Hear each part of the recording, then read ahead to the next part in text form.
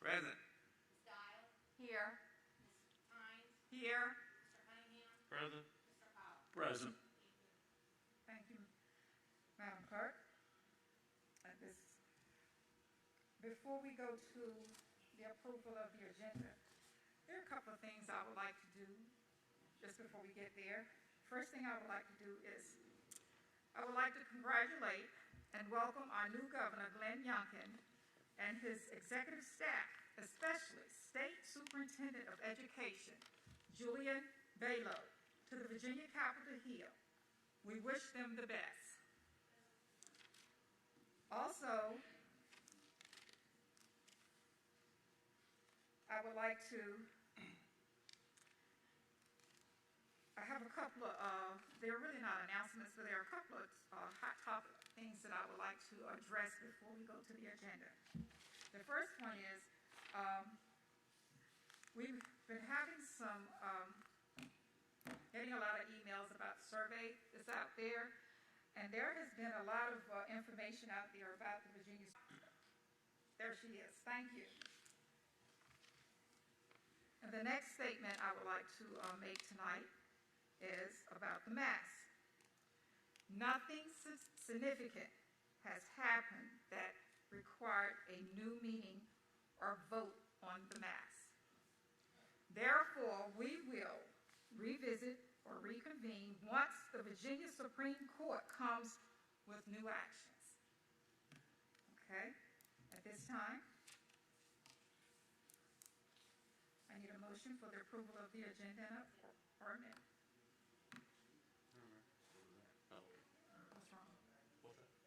Oh, aye. You're good. Are there some questions? Okay. Aye. Madam Chair, I'd like to make a motion to approve the agenda as written. Second. Madam Chair, I'd like discussion. Madam Chair, Yes. I'd like to amend the agenda to permit citizens' comments tonight. Before the beginning of last week's meeting, the chair stated there's no citizen comments permitted during special meetings as a matter of policy. The clerk sent me that policy, which states, any member of the community may address the school board on matters related to Wight County Public Schools. Excuse me a second, Mr. Pollock. Is this your motion or are you discussing a motion? It's my motion. Okay. Excuse me then. Okay, the policy states nothing about citizens' comments at special boards meetings. So I would like to make a motion to permit citizens' comments this evening on both the items that we discussed last week and then after the discussion that we're going to have this evening. Do I hear a second? No, there is no second, so the motion is taken. Any outbursts tonight? We have officers in the rear, and I will ask you to be dismissed. This meeting is Wight County School Board. We will, officer, will you come to the front, please? Hey, folks, please settle down. I have asked them to. Let's follow the chair, please. Thank you. Any more outbursts? I'm going to have the officers to ask you to go out. We would like to get through this meeting, please. Thank you. Okay. Excuse me, ma'am, you're out of order. I have not given you the officer. Please remove her. I am serious.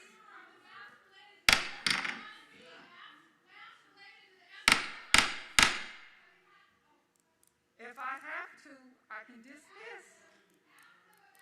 We do not have to have this meeting tonight.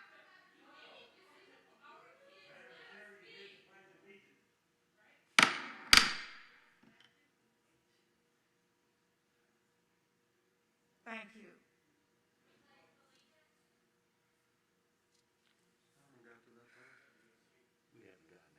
We haven't gotten there. We'll get there. You have to take the vote.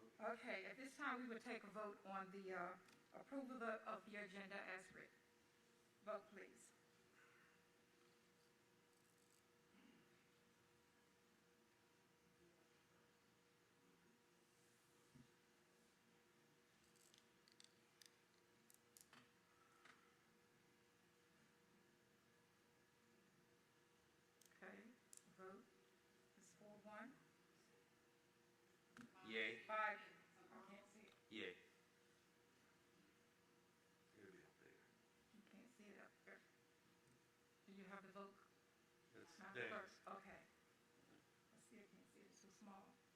4-1.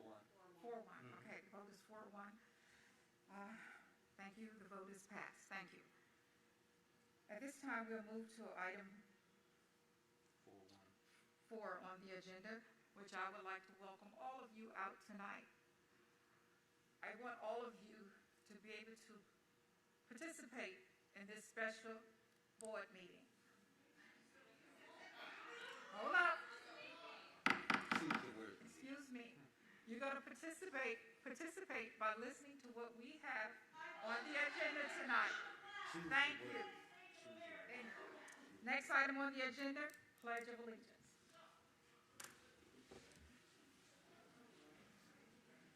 I pledge allegiance to the flag of the United States of America and to the republic for which it stands, one nation, under God, indivisible, with liberty and justice for all.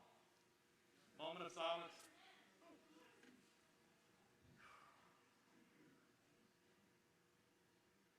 Thank you.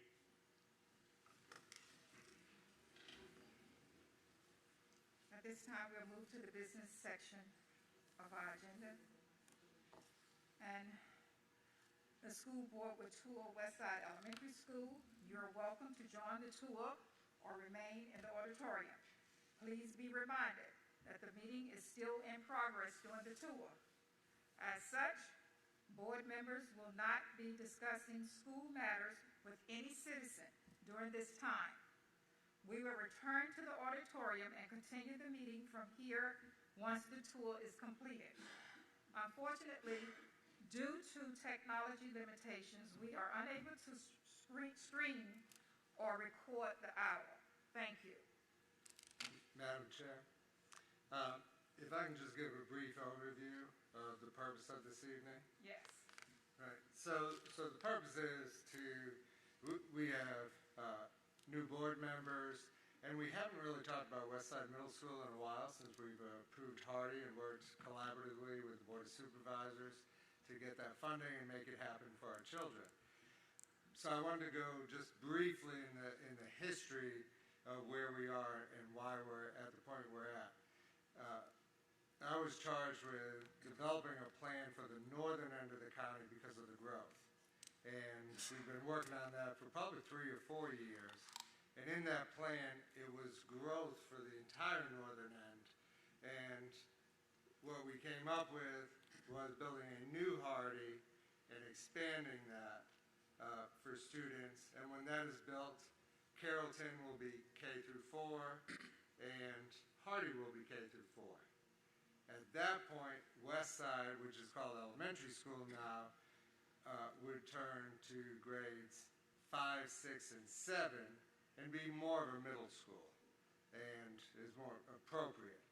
And then the middle high school complex, which currently is grades 7, 8, and then 9 through 12, would become kind of like a junior high, 8, 9, and 9, and then 10, 11, 12, so you'd have growth on that complex.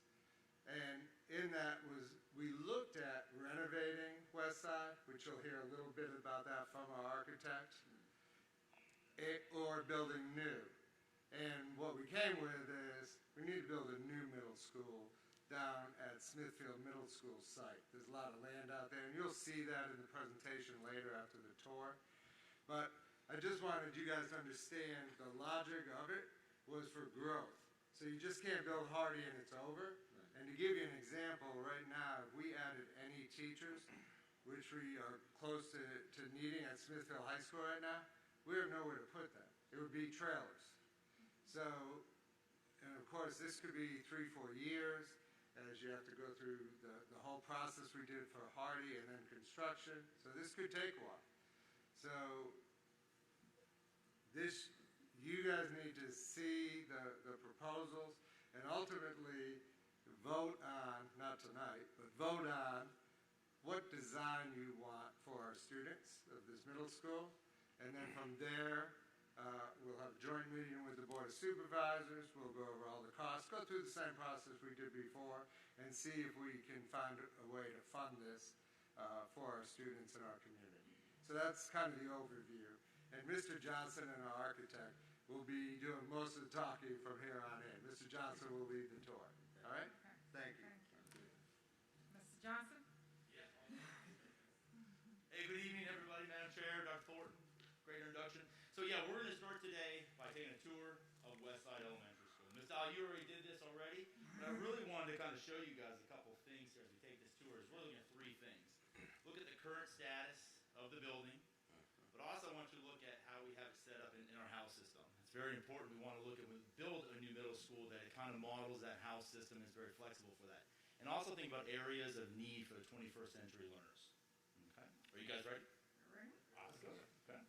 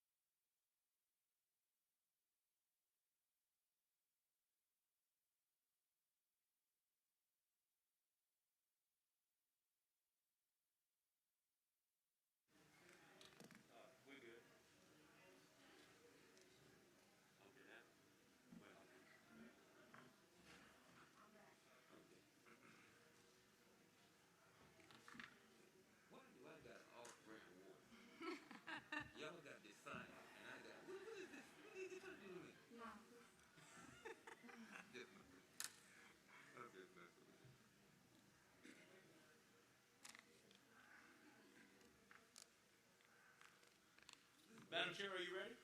Yes, I am. Thank All right, you. let's continue then, okay? So we just got done with the tour. Again, showed you the status of the building a little bit. We talked about the house system.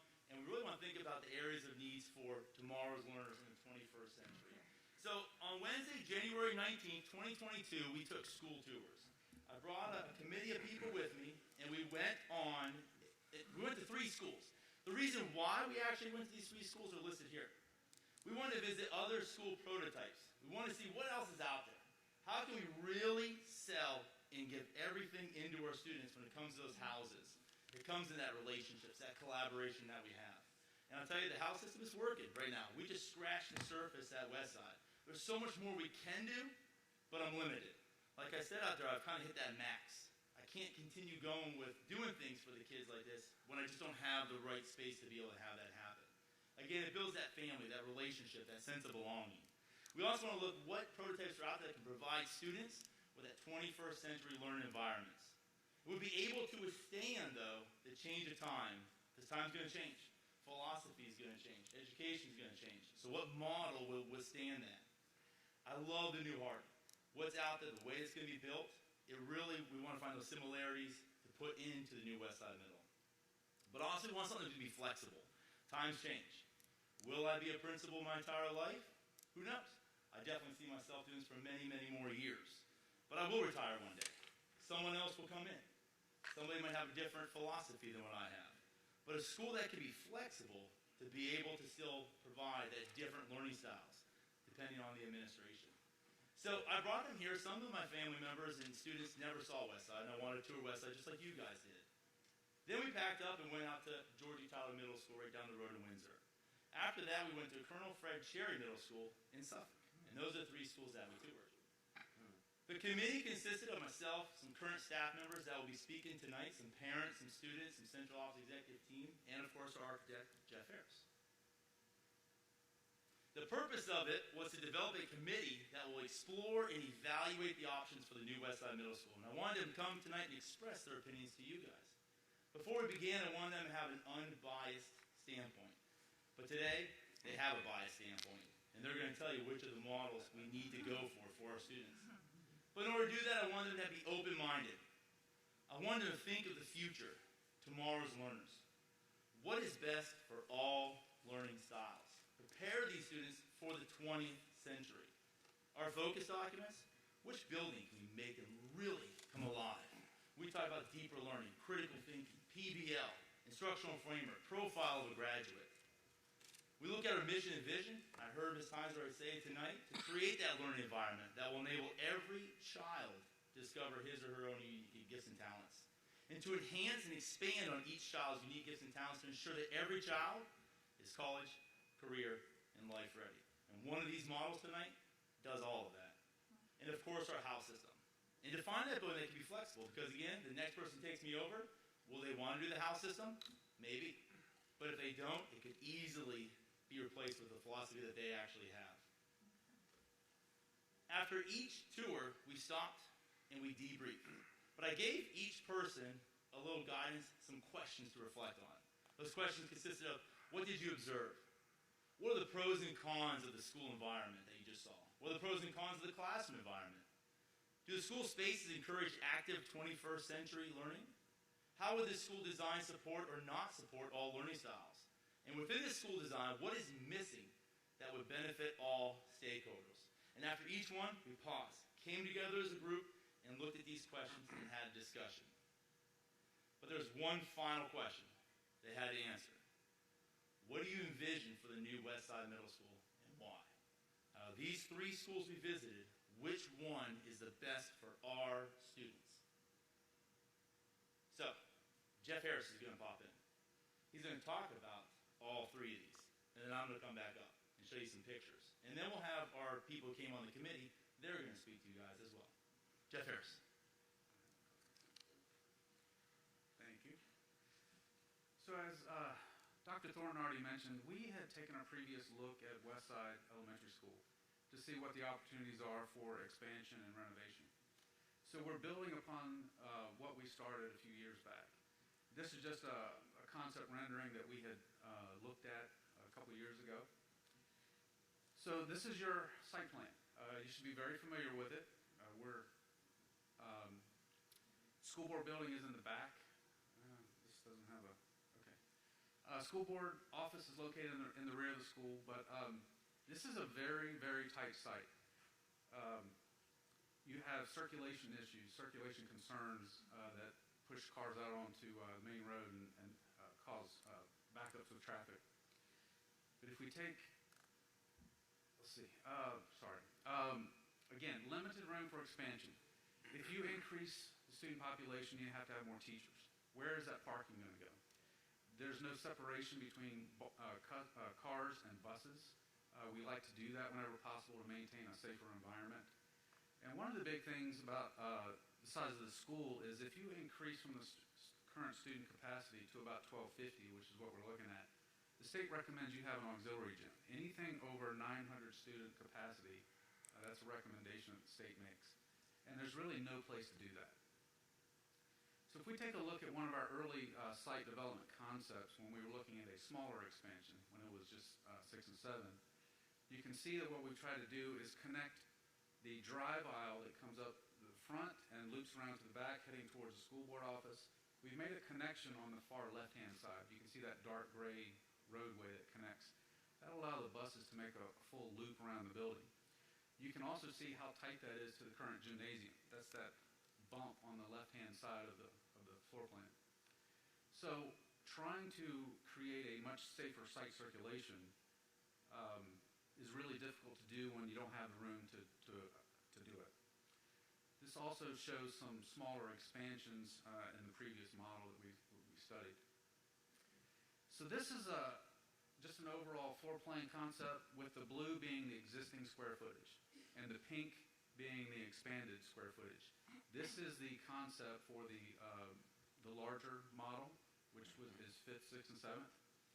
So again, trying to increase the student capacity to that 1250 number is really tough. You can see we've just about maxed out every possible location we can expand without getting into the drive aisles that create that loop around the building. This is a floor plan concept. All of the blue spaces are existing with minimal renovation done to it. Heavy renovation are the brown areas. Those are the spaces that really need some work done to them. The auditorium has been recently renovated, so that space would come out. And then again, the pink is the new addition, the new square footage that we need to try and get the capacity of the school up to where we need it to be. And with that, that increases the current square footage of 126,000 square feet, adds on 42,000. It brings us to about 168,000 total in square footage. One of the things that we try to do, this nice courtyard out here, this is one of the nicest features the school offers, is we've had to infill that space. And part of what the problem that does is it starts to block up windows that some of these classrooms have. We've tried to minimize that as much as possible. Unfortunately, we just can't avoid it altogether. I wish I had a laser pointer. No. So, but what we've done, one positive thing that we've done is we've connected that front hallway that runs left to right at the bottom, and we've made a physical connection across that courtyard so that you don't have to go outside during bad weather. There is a loop that creates that full circle. And then we've expanded on the right-hand side. You can see those 7th grade classrooms. So there's some existing building challenges that we have to consider. One is, how do we expand the cafeteria kitchen? It's very limited, it's landlocked, and you don't have any room on that back corner to do so. We don't know what the condition of the underslab utilities is right now, both with sanitary and supply lines for water.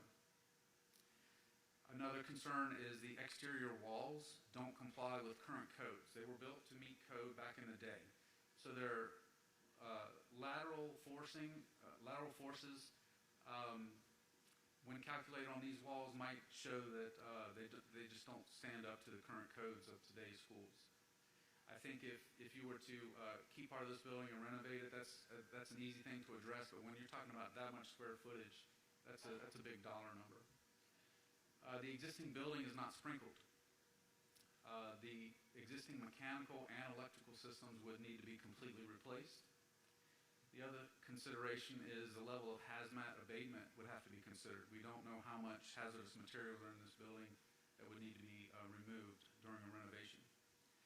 And then you've got the modern educational delivery deficiencies that Matt was talking about just a few minutes ago.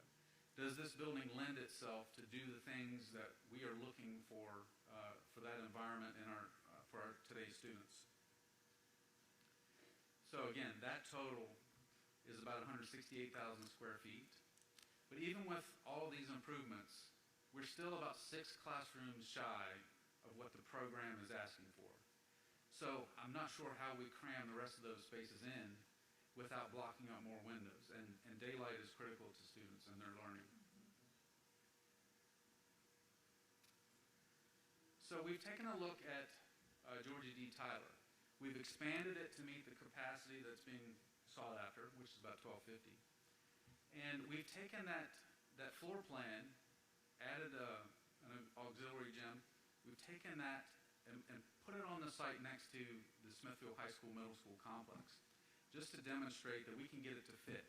You can see that we do take advantage of some of the shared parking right there in the center between the middle school end of the complex. But we did provide some additional parking because we think that's going to be necessary. We've also created a bus loop in the back, and then we're able to reorganize the play fields with the available space that would remain. And it fits in there nicely. You have the advantage of having, I guess this would be grades 5 through 12 all on the same campus.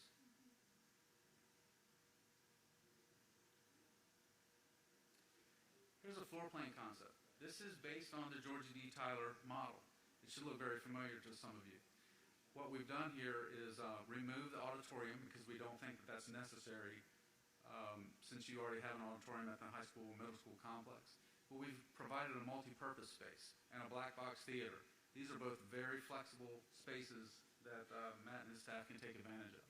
We've also increased the length of the wings, and in an effort to try and provide a similar type of environment to what we're going to have at Hardy Elementary School, we've put project-based learning spaces or extended learning areas at the ends of the wings. This is an opportunity to give them that flexible space and an alternate to just being in the classroom all day long. The problem is that it's at the end of the wing. It's not centrally located and easily accessible throughout the entire day to the teachers that are in that wing. But it is something. It's an improvement. We've expanded the cafeteria and the kitchen to accommodate the larger student body. And you can see on the right-hand side that we did include that auxiliary gym. It's something that the current Georgia Tyler doesn't have or need.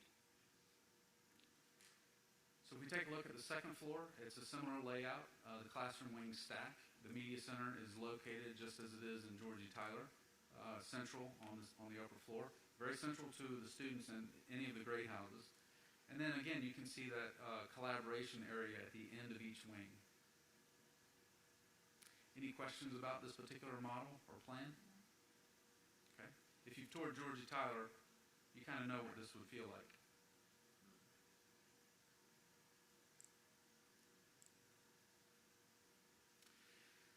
So the next school that we toured was Colonel Fred Cherry. And this test fit on the site is based on that particular model. And you'll see some images of what that building looks like in a few minutes. So just like the Georgia Tyler model, we've been able to situate it on the site in basically the same location. The circulation is a little bit different, but overall about the same. You've got parking across the front of the school. You've got a nice drop-off loop, giving plenty of room for parents to stack up in the morning without creating traffic out on Turner Drive. With that shared parking between the middle school complex and the new west side. Similar arrangement to the play fields. It fits nicely in the space that's available. So if we take a look at that floor plan concept, this is based on a Main Street concept. You can see that yellow corridor that runs down the center, left to right, separating the classroom wings from the more public space at the front. You've got entrances that flank either side of the administration. You got the gym, the auxiliary gym, and then that black box theater or multi-purpose space on the left-hand side of administration. But administration is centrally located, can easily access any point of the school within seconds. And then you have your elective wing in the lower left-hand corner with chorus, band, art. You got your STEM space, coding, makerspace, media arts. All of those types of spaces are kind of located in that lower corner of the school. And that allows the grade houses to be very similar in design. Each one of them is the same, but it gives you that open, flexible concept that these families are looking for. The cafeteria is located at the end of Main Street on the right-hand side, lots of daylight and glass, and then the kitchen is on the far right-hand side. Easily able to serve all those students that would take advantage of that nice space. The square footage for this model is 166,000 square feet. We've been able to accommodate the entire program, and it's slightly under what the expanded West Side plan would look like. This is how the second floor stacks. Media Center is centrally located, easily accessible to all the students and each family, and it's situated directly over top the administration area. We've got some electives along Main Street. Over on the left-hand side, you have Spanish, speech, and debate. There's an ISS room, which hopefully wouldn't be needed. Can be turned into a closet, maybe. But you've also got the ability for each grade house or each family house to be self-contained. You can see right above the science lab, there's toilets. We have that on first and second floor. Students don't have to leave their house or their family to go to the facilities. Any questions about this plan? First floor, second floor? I forgot to mention that the Georgie Tyler model is about 163,000 square feet, so they're very close in size. And if we needed to, we could probably work to get 3,000 square feet out of this plan to make it the same as the Tyler model. Jeff, can you discuss the project-based learning, the PBL spaces, Yes. and their location, and also the similarities between this model and what the new Hardy is going to look like? Yes, so that's a good point I should have mentioned earlier. This grade house concept has a large project-based learning space or extended learning area that's centrally located. It's similar to what we provided at Hardy. We're trying to provide that type of environment for the students. If they were to attend Hardy, they're going to be in a fantastic space, then they go to a middle school. You don't want them to step back in terms of type of environment they would be in. So this project-based learning is centered in the grade house, and all of the classrooms are located around it. You'll see in the pictures in a few minutes, teachers have the ability to see what's taking place out there. If they wanted to send a couple students out to work on a project together, to collaborate, they can be in the classroom and still see everything the students are doing. It's centrally located, so it's convenient, and every one of those classrooms has windows that look onto that space. I'd like to pop in for just a hot second, if that's okay, Jeff. Sure. Thanks. I do want to go back, the ones who took a tour of West Side, the Georgie Tyler model does have a very similar floor plan, right? I mean, it's got like that, the corridors. And we talked about that one teacher who trying to be part of a house, but her house is all the way around the corner, even her partner's around the corner. This model here would be similar to that, actually. Like, I don't have a laser on here, but if you think of a teacher down the bottom here, their house is going to continue going around, so they would never be a true house. They'd be around the corner, so they would never see all of them. We talk about PBL and deeper learning. Imagine pulling like the 4th, 5th, and 6th graders, they could work together. Here, they're all around the corner. But if you talk about this one that Jeff was just talking about, up top, I mean, that's your house. You're almost like in a circle, right? And you can work, easily pop out and be with each person out there. Jeff, can you elaborate on both of these models that you went to see are prototypes that your company has built or designed and built? Yes. Can you share, like, when was the Georgie D. Tyler model first developed and versus the Cherry model? So Georgie D. Tyler was an initial concept that was developed for another school system in the state of Virginia. And that's, I would say, in the neighborhood of 25 to 30 years old. That's how old that concept is. So while Tyler is a fantastic looking school, it's being very well kept. When we were in there the other day, it looked like you could eat off the floors. It was that clean. They're doing a fantastic job.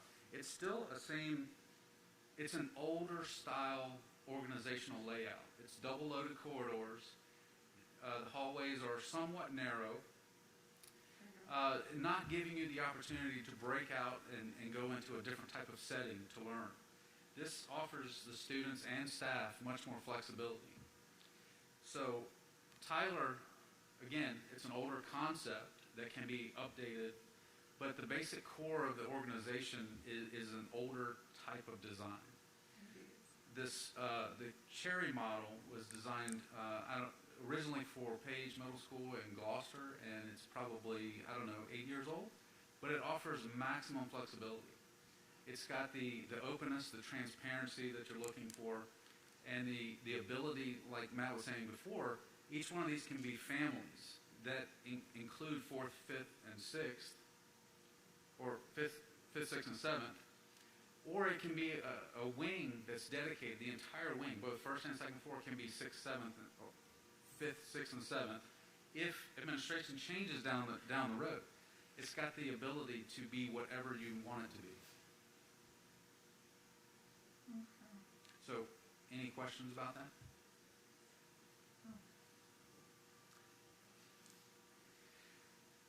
So I wanted to do a comparison. No one can see that.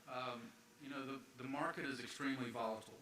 We know some of the experience we had to deal with on Hardy trying to get that to an affordable price. We've also experienced the same type of thing in a renovation project. We recently just did a renovation addition project in York County. The number is about $245 a square foot. That's the average square foot cost. So what I've done here is taken the existing square footage for the current west side, which is about 126,000 square feet, and I multiplied it times $240 a square foot. We'll just call that as an average. And that equates to about $30 million, slightly over $30 million. Now that 240 can go up or down depending on timing, what the market is doing, but right now we're just going to use that as a placeholder. So then I took the new square footage of 42,000 square feet and multiplied that times an average of $400 a square foot. We're seeing new square footages anywhere from 400 to 450.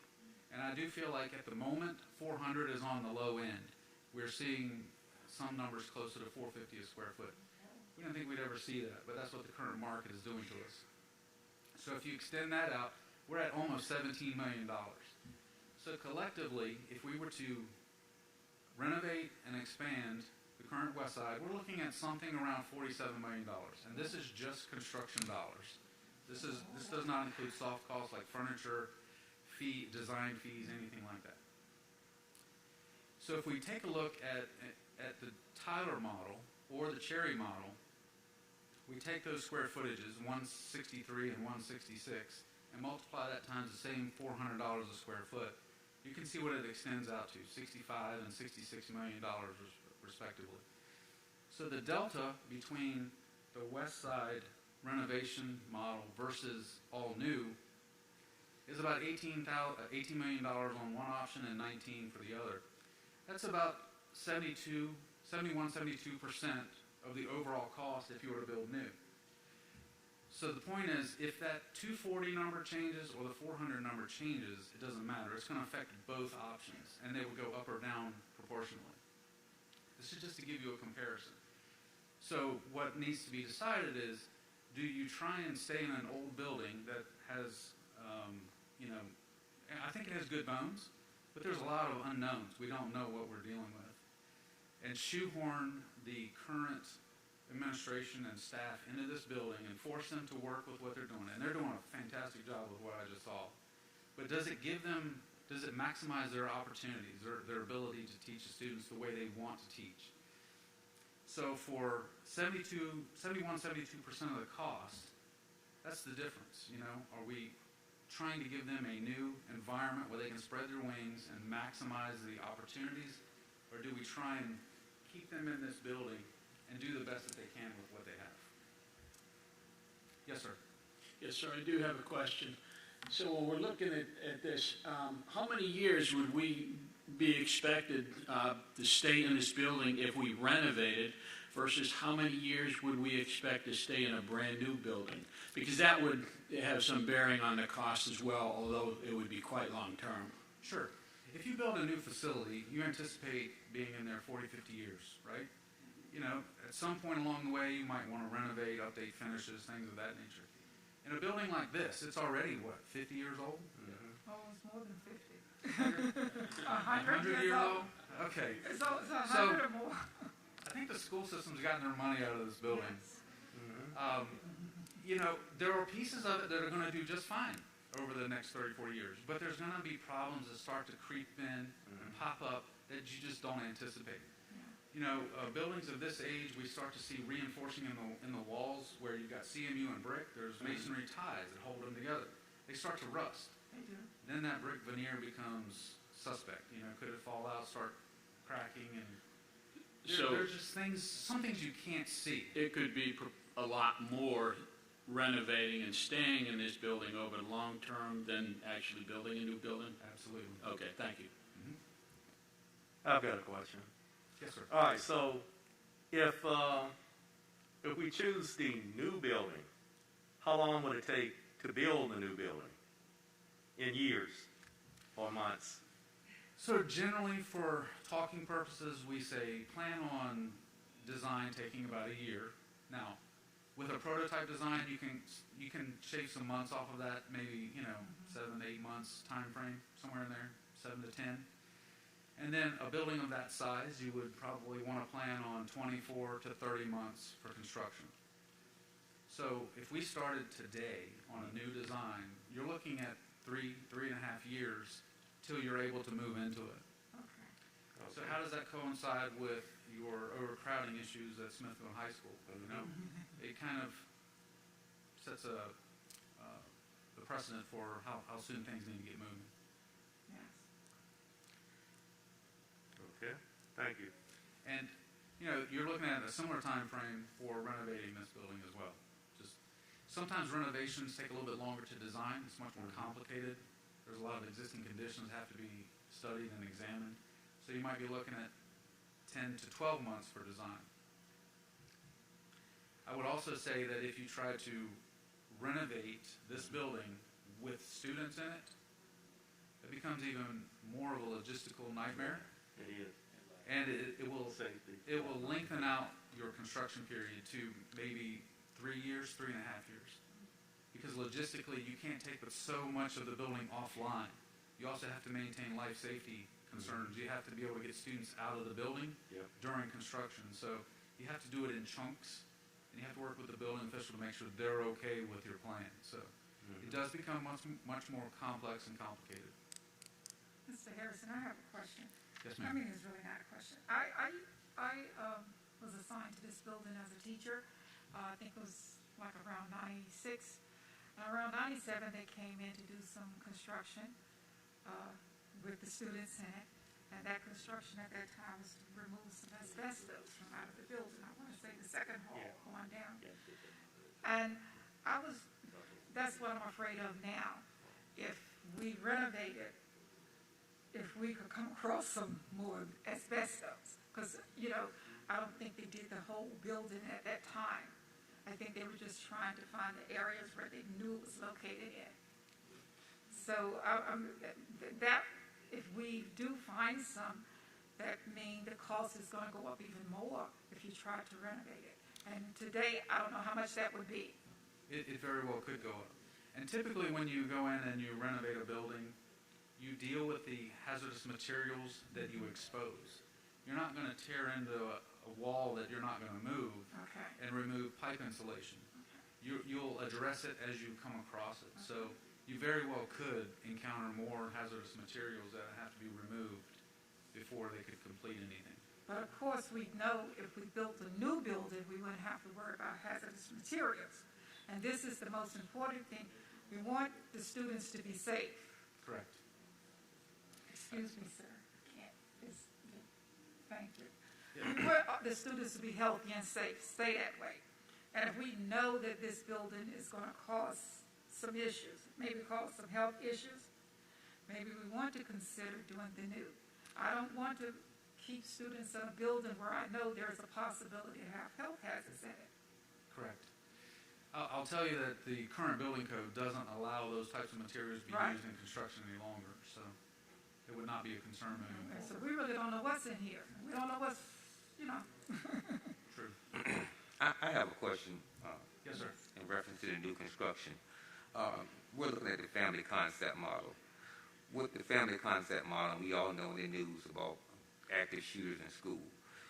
With this family concept model, have you considered a safety plan in there that you're able to lock down sections of the school in the event that we do have an active shooter? I think that's something we need to address with that family concept model, because when you look at it on the news, most of the time these shooters go in, they have access to the entire building. But with this family concept model, I don't know if you can include it in your plan for lockdown procedures for each division of the school area. So this has been a common question that we've had to deal with over the last several years. And what I'll tell you about this design right here is the wings that come out the top. What we've done is put a nice decorative looking gate across there so that the courtyards between the classroom wings are secure. That limits people accessing deep into the footprint of the building. Into each grade house, there's also a pair of double doors, both first and second floor. And what we've designed is, if someone was to be in the building that shouldn't be there, administrators in the office can push a button that closes all those doors and locks them down. okay. So there's several safety features built in. You'll see in a few minutes some of the windows and transparency from the classroom to the project-based learning area. We've also included draw curtains so that if, in the event someone comes in, you can draw that curtain closed and no one can see where the students are located In the in the classroom. classrooms, okay. So we've tried to incorporate as many safety features as we can, making it, Thank as safe as possible. Appreciate that. Thank you. But knowing that vision, visibility, transparency, Right. glass has such an important impact on students' learning, Yes. we want it as bright and airy as we can make it. Okay.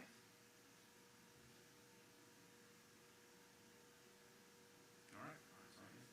Jeff? So I'm going to continue talking here. We're talking about forward thinking right now. Okay, so we want to change our thinking because times have changed. Like you heard, Mr. Harris say that malls are out of date.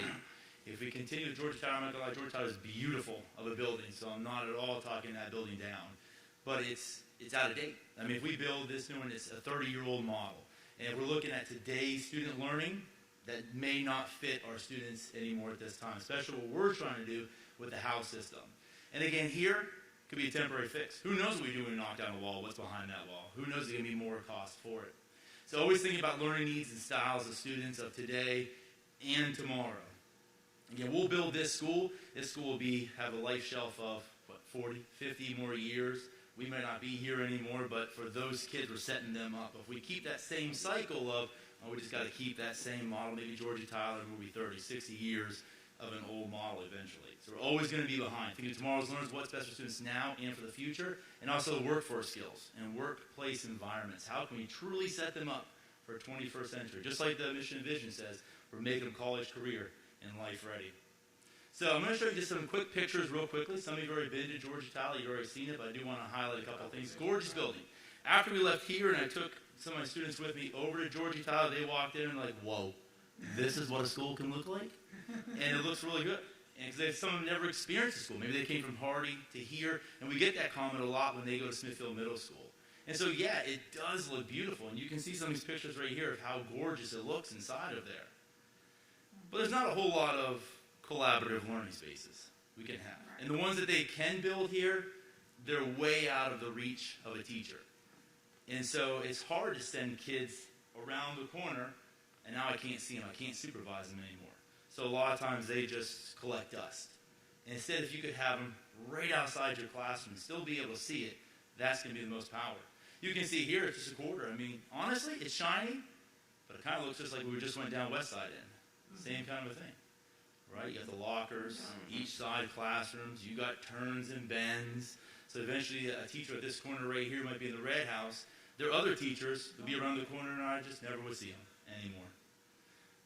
Just a It's a picture of kids in the hallway, but I do want to take a picture of this one here. Here are kids working in the hallway. You got your teacher. Who's supervising the kids in the classroom?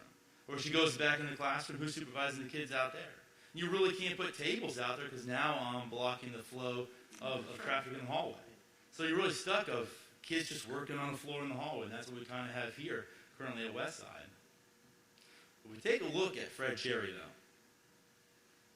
I like that. We walk inside, you can see how open it feels. And that is Main Street. And Jeff, you pop in anytime you need to, okay? And that's Main Street. So we just came from the right-hand side. We just came from the front office area. And many layers of safety are in this building. Many layers just to be able to get into the building. And the ability to lock things down real quickly is amazing. Absolutely. So at the end of the hallway there, you can see the cafeteria in the background. The doors you see on the left-hand side, those are doors leading from the bus loop. Students get off the bus, come through that courtyard. In the morning, those secured gates are open, so students can come in. Once school starts, they can close and lock those gates. Okay. Those gates do also have panic hardware, so if a fire was to break out, they can go out, hit the panic bar, and they can get out of the courtyard, so they're not trapped. Okay. But this is the kind of daylighting and views that we look to get in schools nowadays. Okay. So once you're on Main Street here, I mean, you're really separated from the public of people coming to the front office at all to interaction with students at this point. So that safety is number one. On the right-hand side going down, you can see in the back there, that is the cafeteria. If I was to shift my body and kind of go to the left behind me, that would take you to your resources. Band, music, and all of those would be down in that area. Here's just a picture of one art room. I mean, very similar maybe to Georgie Tyler. Media Center, very open. I could really see a lot of collaboration, bringing a house in there, working together. Here's a picture of the cafeteria. A lot of natural light, like Mr. Harris was talking about. If you turn your body, now I'm leaving the cafeteria. This is where I really want to point. I don't have a laser on here, but you might be able to see where it says 8th grade, like those entrances. So it's first and second floor. That's where we would actually take the word 8th grade off, and I would put that house name on there. Kefi, Udita, Duende, Julia. And they would actually go to their house. And inside of there would be the 5, 6, 7 of the grades all together. So they'd have their own special entrance. But again, those doors can shut for safety as well. And you'd have a house on the top level, house on the bottom level. And if you saw the blueprint, there were 3 house wings. So we would have an addition of 2 houses. We have 4 here right now. I would add 2 additional houses as we go. When you walk through Westside, especially that one part, you guys were like, do I go this way, that way? How do I go around? Very clear Main Street right here. It's so easy to know where I need to get if I had to get somewhere safe. If this is second floor Main Street, yep. And so now we're going to enter one of those houses. You can see how you've got rooms all around. You would have 5th grade, 6th grade, 7th grade, all around right here. In the middle, we've got collaboration. So I could bring some 5th graders out, collaborate with some 7th graders on a project, really making our focus documents come alive. That's just another picture of it. But here's a picture from the inside of one of the rooms, out. So you can see the windows. This is where it's really cool as a teacher. I can have kids in this classroom working.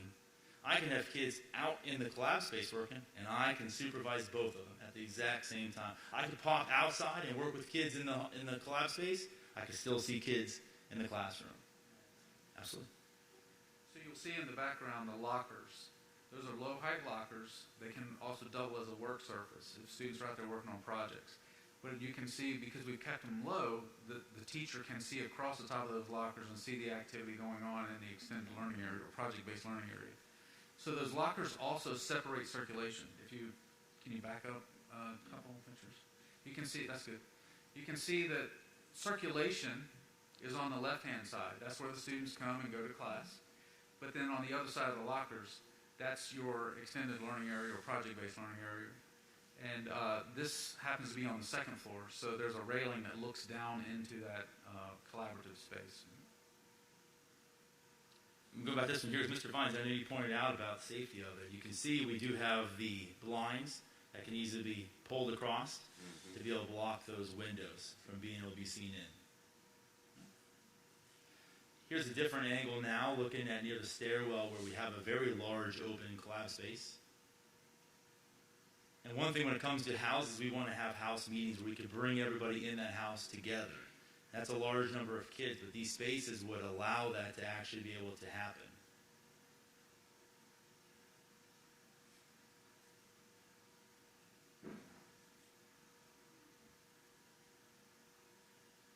So again, I presented my group with that final question. What do you envision for the new West Side Middle School and why? I said we started very unbiased, just gave them the facts, walked through the building, debriefed, but afterwards they became biased. They all said one building in particular. But I'm not going to tell you yet. You may already know.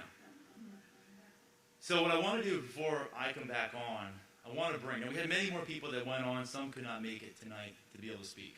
But I do want some of the people who went with us to be able to talk. I took teachers with me, SPED teacher, counselors, I had parents, students who have already been through Westside are now in the secondary level, and I'm going to have them speak to you guys tonight. Okay. As they come up, they will introduce themselves to you guys and what their role is. So we'll start off first with my teachers.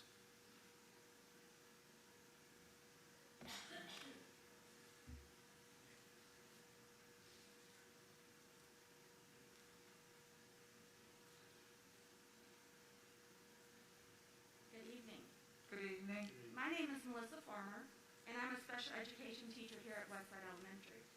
I began my teaching career in 1993 with Wight County Schools and have been working at Westside for the last 12 years. Westside Elementary has a long history. In 1928, an 8-room brick building, the Wight Training School, was built as a public secondary school that served as a segregated high school until 1968, when public schools were integrated. The building was repurposed as Smithville Elementary. In 2005, the name was changed to Westside Elementary. The concerns my colleagues and I have about renovating Westside is, yes, you can make it cosmetically look more appealing, but the underlying problem is it is an old building that has run its course. Some of our current challenges are site circulation for buses and parent pickup and drop-off. We have no space for collaborative learning for students, which is an essential goal for 21st century learning, and every classroom is occupied. As a special education teacher, we are having to share small classrooms with other teachers, which isn't conducive for best learning outcomes. Even when renovating Westside, we have concerns that money will be spent on a building that is very disjointed. There are many different hallways, which doesn't allow for all of our house system to be located together. Another issue is Westside is very spread out and the building doesn't flow. It seems this will continue to be a struggle even with the new addition. Lastly, is renovating Westside going to meet the growing needs of Wight County students? Thank you. Thank you.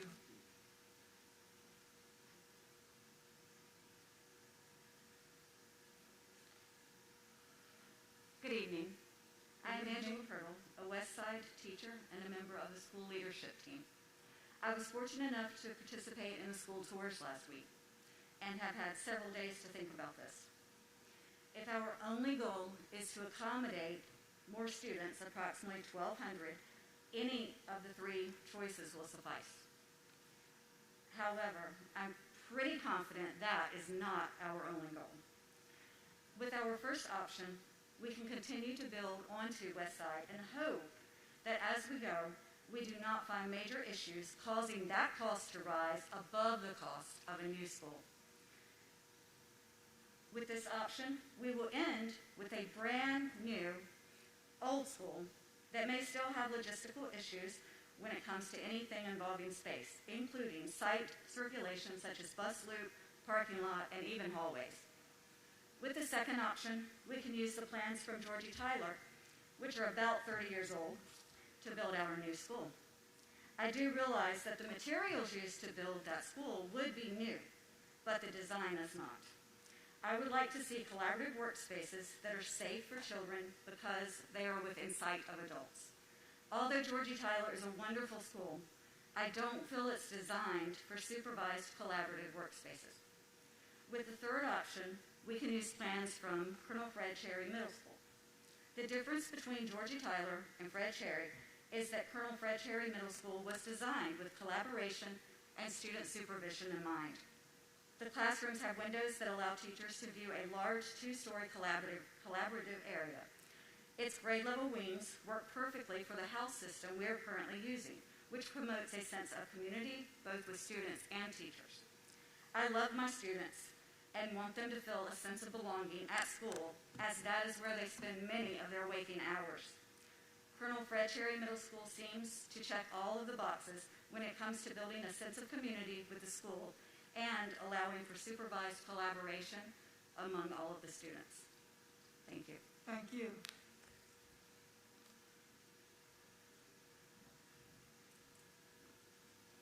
Good evening. Good evening. My name is Martella Hawkins, and I am the school counselor at Westside. Last week I had the pleasure of being on a committee that explored and evaluated 3 options for the new Westside Middle School. During this tour, our committee had the opportunity to brainstorm the needs of our future scholars. From my 21st century school counselor perspective, I believe that we should all want a great culture in our new school. The next steps needed to create an environment where students and teachers embrace curiosity and growth have to be intentional, especially as social and emotional needs are rising daily.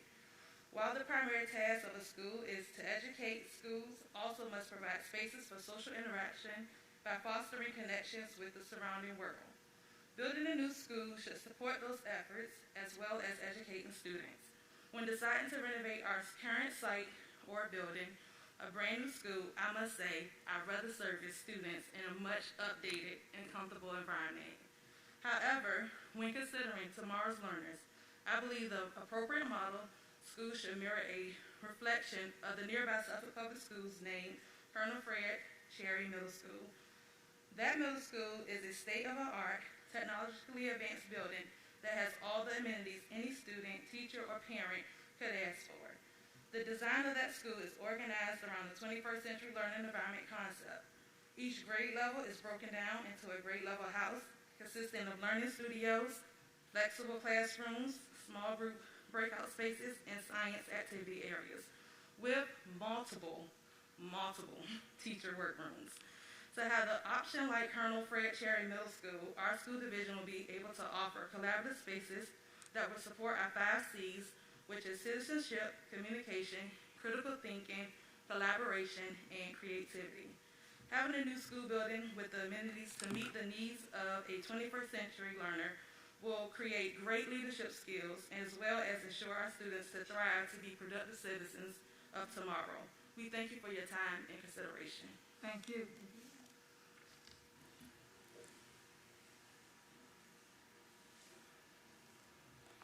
Good evening. Good evening. My name is Joe Thompson. I'm a parent and a community member. I have a student at Westside. He'll be up here in just a little bit to speak with another one of the students that went with us on the tour. And I also have a student at Hardy Elementary. And so I definitely have a vested interest in these schools and a love for this community.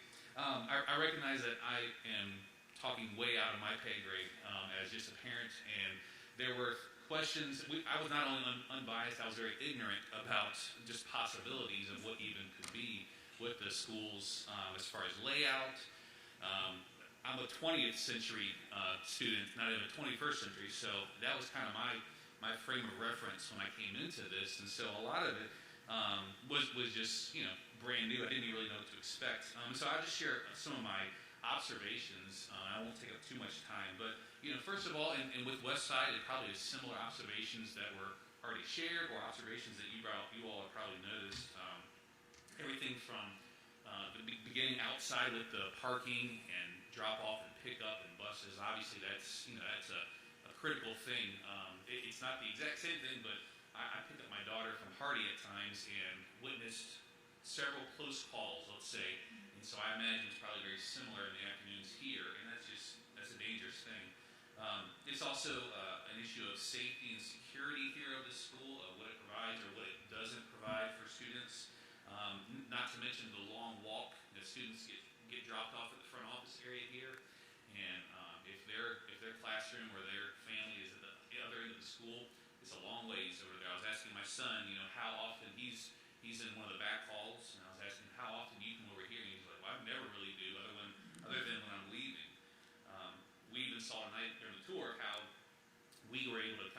across the courtyard there, and that's probably not the best thing for students to be doing with it, and it's not easily navigated. There's also many things that we didn't get to see. The cafeteria is just small for not only for a growing school, but even just a current school right now, and even the potential of losing the courtyard for expansion just is not great. When we went to Georgie Tyler, right away I was excited. My daughter, her dance studio did a concert there, and so I knew of how nice it was, and went into the auditorium. Beautiful, the building's beautiful. I love the way there were, I believe that you guys call them public areas with for the areas where they had a gymnasium, the cafeteria, kind of off where the public may come into, but the students were in a different section. I love that. That was great. But Mr. Johnson, I think, had a great point at one point when we were talking about it, that it was a really pretty building, but it didn't really accomplish what the goals were for the learning, as far as the families, the project-based learning, and things like that. And so there were things about the school that were sort of like, they were positives, but they just didn't quite get it there. And then we got to Fred Cherry Middle School, and I was wowed just from the moment we walked in, just stunned by it of being so open, the wings just feeling so inclusive and able to have the kids together, for the kids to be able to be present together, have team meetings, to be able to work together. I couldn't have imagined when I was in school of our teacher actually allowing us to work outside of the classroom, and that would just blow our minds to be able to do that, to have that freedom, even though the teachers could watch and still be a part of that, but to be able to do that and not to be on one side of the classroom feeling like I'm being too loud and disturbing someone else, but be able to go out in the hallway and things like that. There were just so many things that layout just really hit right the nail on the head just so perfectly. It's not about technology, it's not about color schemes or decor. It really is about the function determining the layout is what we really need, and not the other way around, because I feel like that's kind of what Mr. Johnson and his team are stuck with now, that the layout is almost determining the function of the building and what the teachers do. There's kind of, sometimes you walk into buildings and you kind of know you're in a certain building, whether it's a hospital or a library. I didn't really even know that. I felt like I wasn't in a school when I was over there. It was just so, it was really a great experience. So those are my observations, and I know in many ways it comes down to money is a big part of it, and I don't want to be flippant or whatever about and act like it's no big deal. But when if it comes down to, like it's been stated many times tonight, of putting more Band-Aids on top of Band-Aids on top of Band-Aids, and I love how someone said earlier that eventually you just have a new old school, and it's really not pushing anything ahead. Sooner or later, Band-Aids just won't fix it, and sooner or later, more money will be spent in it. And also, it's an investment in our community. Not only is it meeting the needs of students, but it's an investment of what those students are becoming as they're growing and as they're meeting needs and helping in our community and even beyond there. And every year that we wait, prices will go up, and so it's not a thing of we can just sort of wait this one out and hope it gets cheaper, because it's just not going to happen. So I personally want to encourage you all to consider recommending to the board from you that we not renovate Westside, and that when you look to see the model, that it would be the Fred Cherry model, because I really just think it hits all of the things that are needed for Mr. Johnson and his team, but also to come after that. So thank you very much. Thank you very much. And Mr. Thompson, I appreciate you. I don't know if you volunteered, but I'm glad you were on that team as a parent, because what you had to share with us tonight, it was genuine. And I wish all of the parents from Westside Elementary had an opportunity to tour that building, both buildings, as you did, and see the future, the 21st century future for the students in our Wight County, your children, your young parent. And that's very important. And sometimes people always talk about the money, the cost. We have to invest in our children, and it shouldn't be as far as the cost is what's important for them. So just as you said, why continue to Band-Aid this school when we can put them in a new school? Right. Thank you. And to add to that, if I could, you say it's that we talk about the costs, and you're right. Eventually, we do actually. Not only is it a monetary cost of facilities, but what's the cost to our students That's is true. another consideration too. That's So, true. yes, thank you so much. Thank you.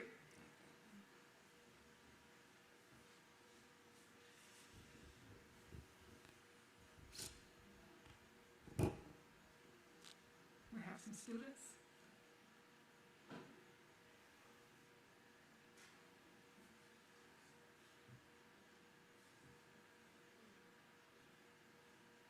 She's a pain.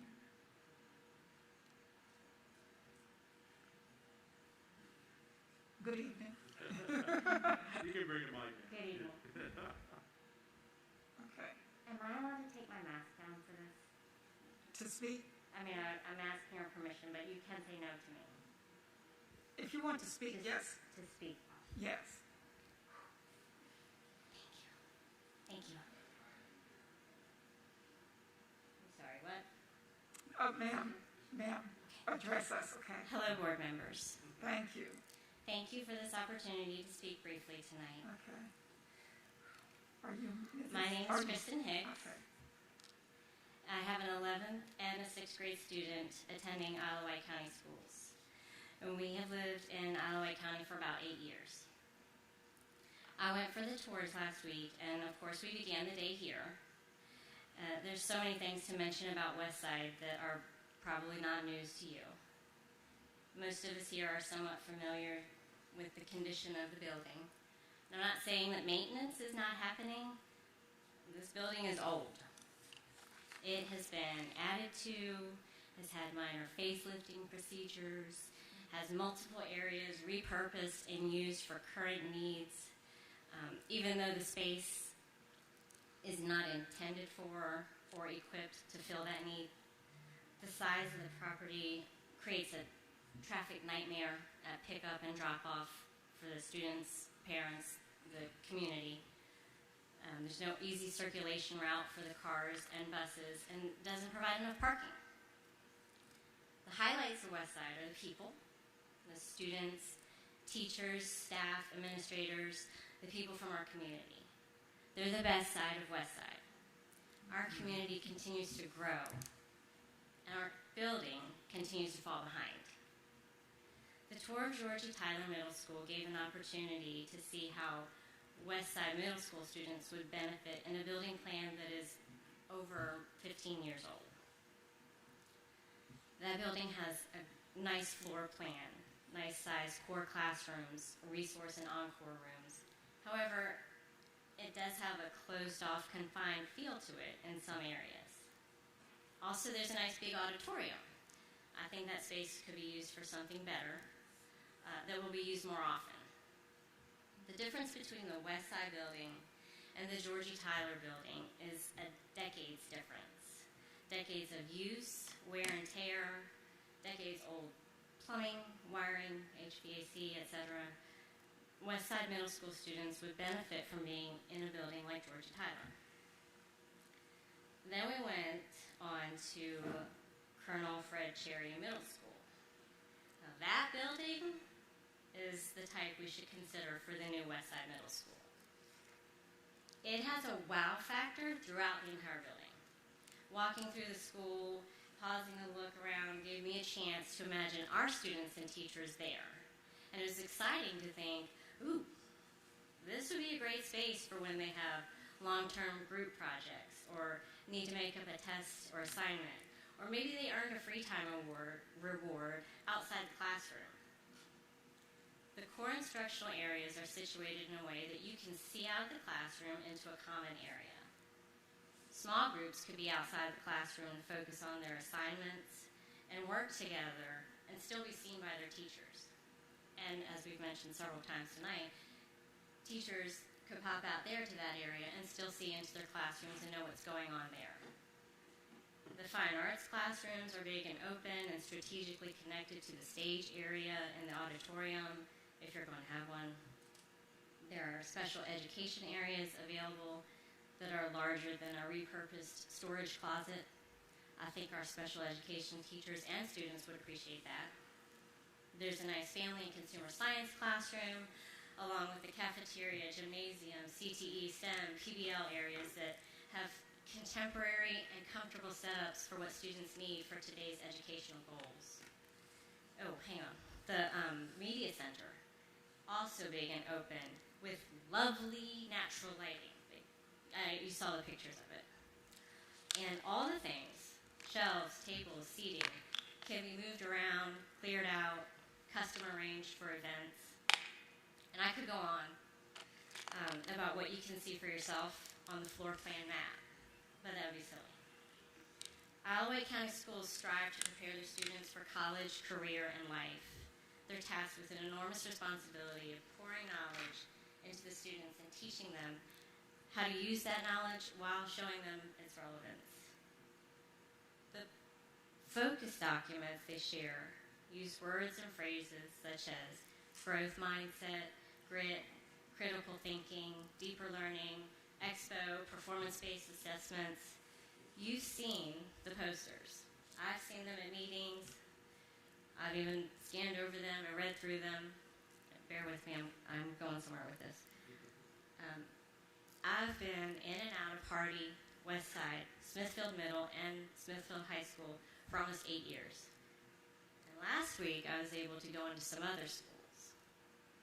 Now, for this meeting, when I think about the growth mindset, expo, citizenship, deeper learning, PBL units, performance-based assessments, and so on, and I overlap those with the visit to Colonel Fred Cherry Middle School, I can imagine those things happening seamlessly for our students and teachers, and ultimately for the parents and community. There's that wow factor again. It's in my imagination right now.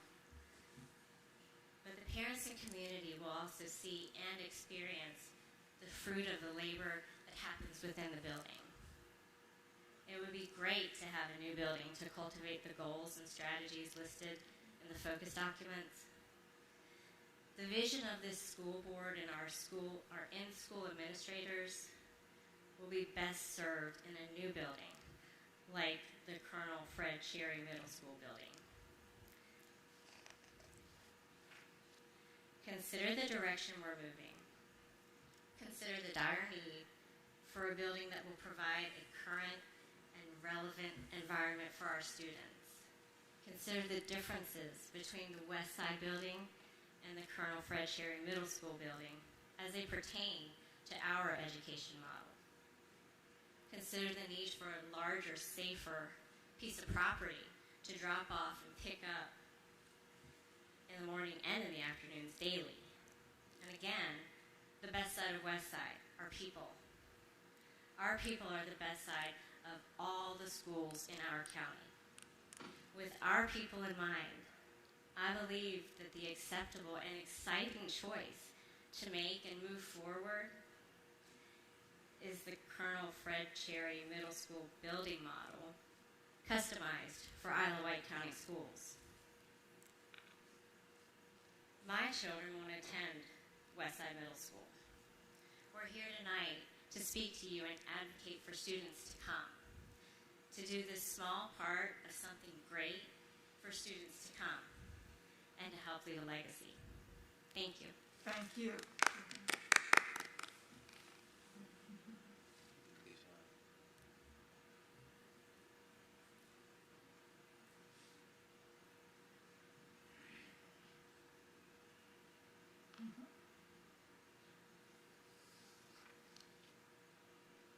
Hello.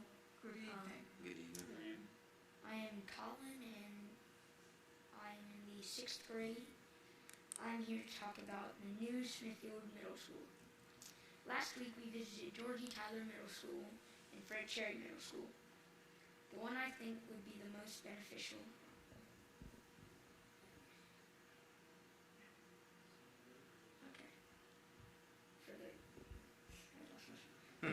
for Wight is Fred Cherry Middle School. Here's why I think it would be the best choice.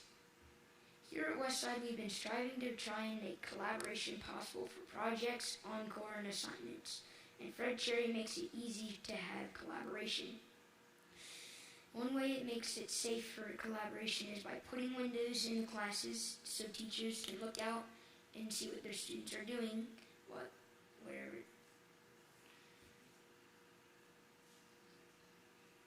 While they are teaching the class. And it gives the students the sense of freedom and peace they need to do their work. Another thing I like about the school is that the cafeteria is nice and open, and it has a great outside patio for kids to eat outside on nice days. One last thing I would like to point out is that the media center is a great place to have mini expos, small groups, group projects, and displays, because most of the content can be moved around easily to fit their needs.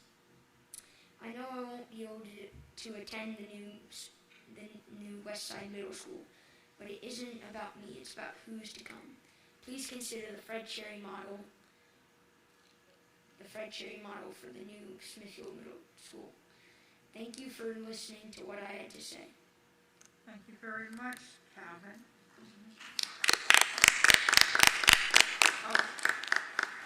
Did the other student, would he like to introduce himself? You want to come up and introduce yourself? Hi, I'm Brendan. Brandon, what grade are you in, Brandon? 6th. Okay, thank you.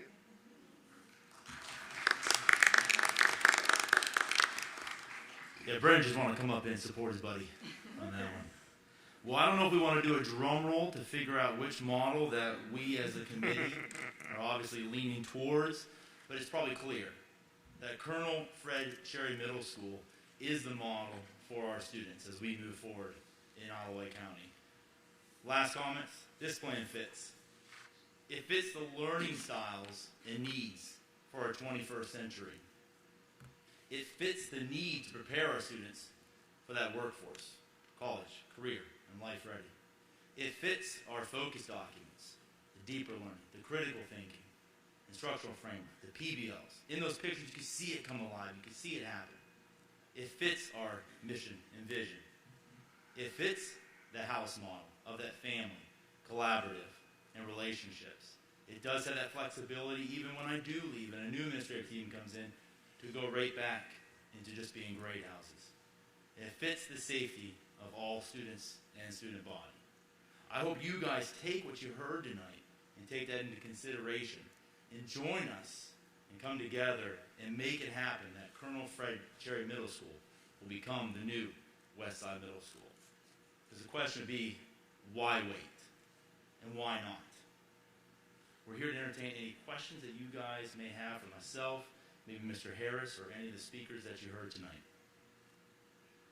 Are there any questions? Yes, Madam Chair, I've got a couple questions. The first is, the only property that you're looking at is the Smithfield High campus? Not kidding, sir, Dr. Orton. Yeah, so during the initial phases as we were going through this, the reason we considered that was because we already own the land. Right. Sure. And then we wouldn't have to purchase the land. And that it would be convenient with the shared parking. And also, at that time, the talk was we have an auditorium, and so we wouldn't need a full-blown auditorium. That sits empty during the day a lot, and it's an expensive space, so that the smaller black box theater could still accommodate theater, drama, and then a big performance can still be held right there. Okay. So those were some of the things that really drove it. Okay, and I agree with everything you just said, Dr. Thornton. Have we looked at how much time it's going to take the students that live furthest away from the Smithfield High campus who are going to be going to school? How long are they going to be on the bus beyond what they are right now? Have we looked at that yet? Not really. Okay, okay. And the location of the current West Side is very... Yeah, I know it's what, yeah. 5-10 minutes. Yes. Lastly, and maybe your school counselor would like to weigh in on this, is the building itself going to facilitate any additional counselors if in fact we need them? Because there's been some talk, of legislation for additional mental health counselors, school counselors, because we've learned so much during this pandemic. And if so, are we going to build that in as we're building the school so we don't have to come back later? mean, I think that's definitely something to explore. Yeah, so I think Jeff can talk to that. Yeah, the current Cherry model has got space in each grade house, each wing, that can either be conference space, it can be office space, it can be copy room, work room, anything that it needs to be. So you do have the ability to have more counselors. They can be in the grade house if that's what's desired. That is perfect. Thank you. No, that's exactly what I was looking for. Thank you.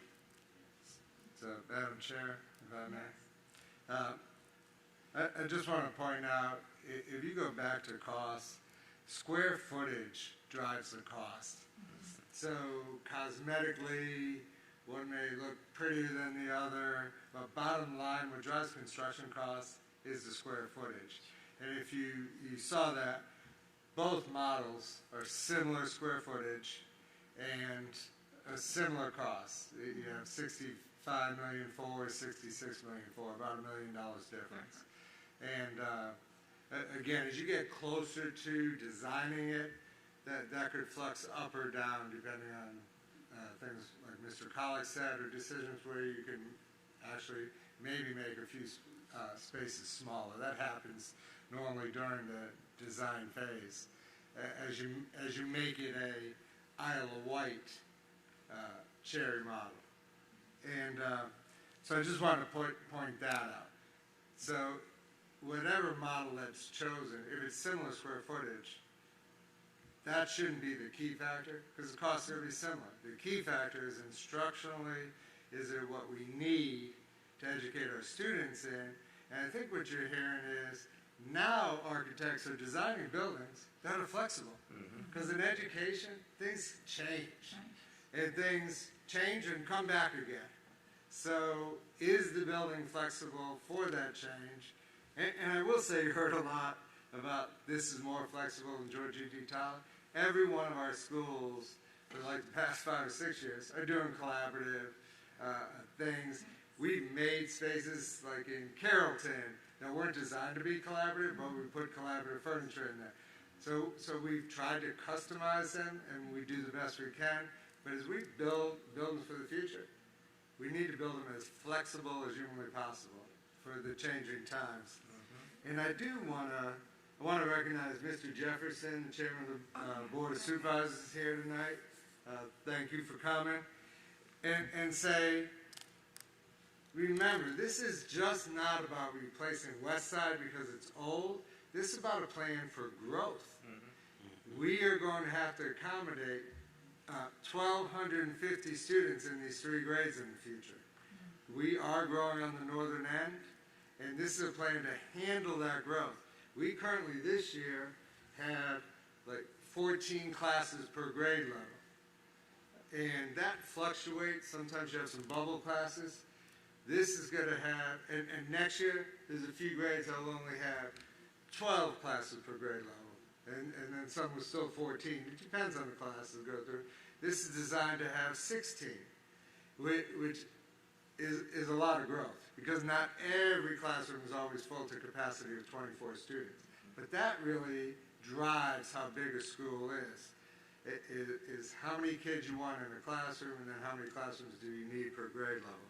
So I just wanted to point those things out and say the next steps are you as a board approving what is best instructionally for our kids and then having joint meetings with the Board of Supervisors, which we had through the whole Hardy process. We have a very good Board of Supervisors who understand we want a progressive county. We want our kids to learn here. If they want to go live somewhere else, that's great. But we also want them to look at our county and say, go to college or get a job and live in our county. And so we need to continue to make improvements to our county. So it's really just a matter of picking you guys that next action and then working with the Board of Supervisors and the community to find a way to fund this and make this happen in a timely fashion. Thank you. All right, thank you. Anyone else from the board would like to speak before the gentlemen leave? Any questions? Okay. No. Thank you very much. Thank you. You all did a wonderful presentation tonight, and we appreciate it. Thank you very much. Miss Supervisor Jefferson, I apologize for not introducing you earlier. You stand. He's now chairman of the Board of Supervisors, and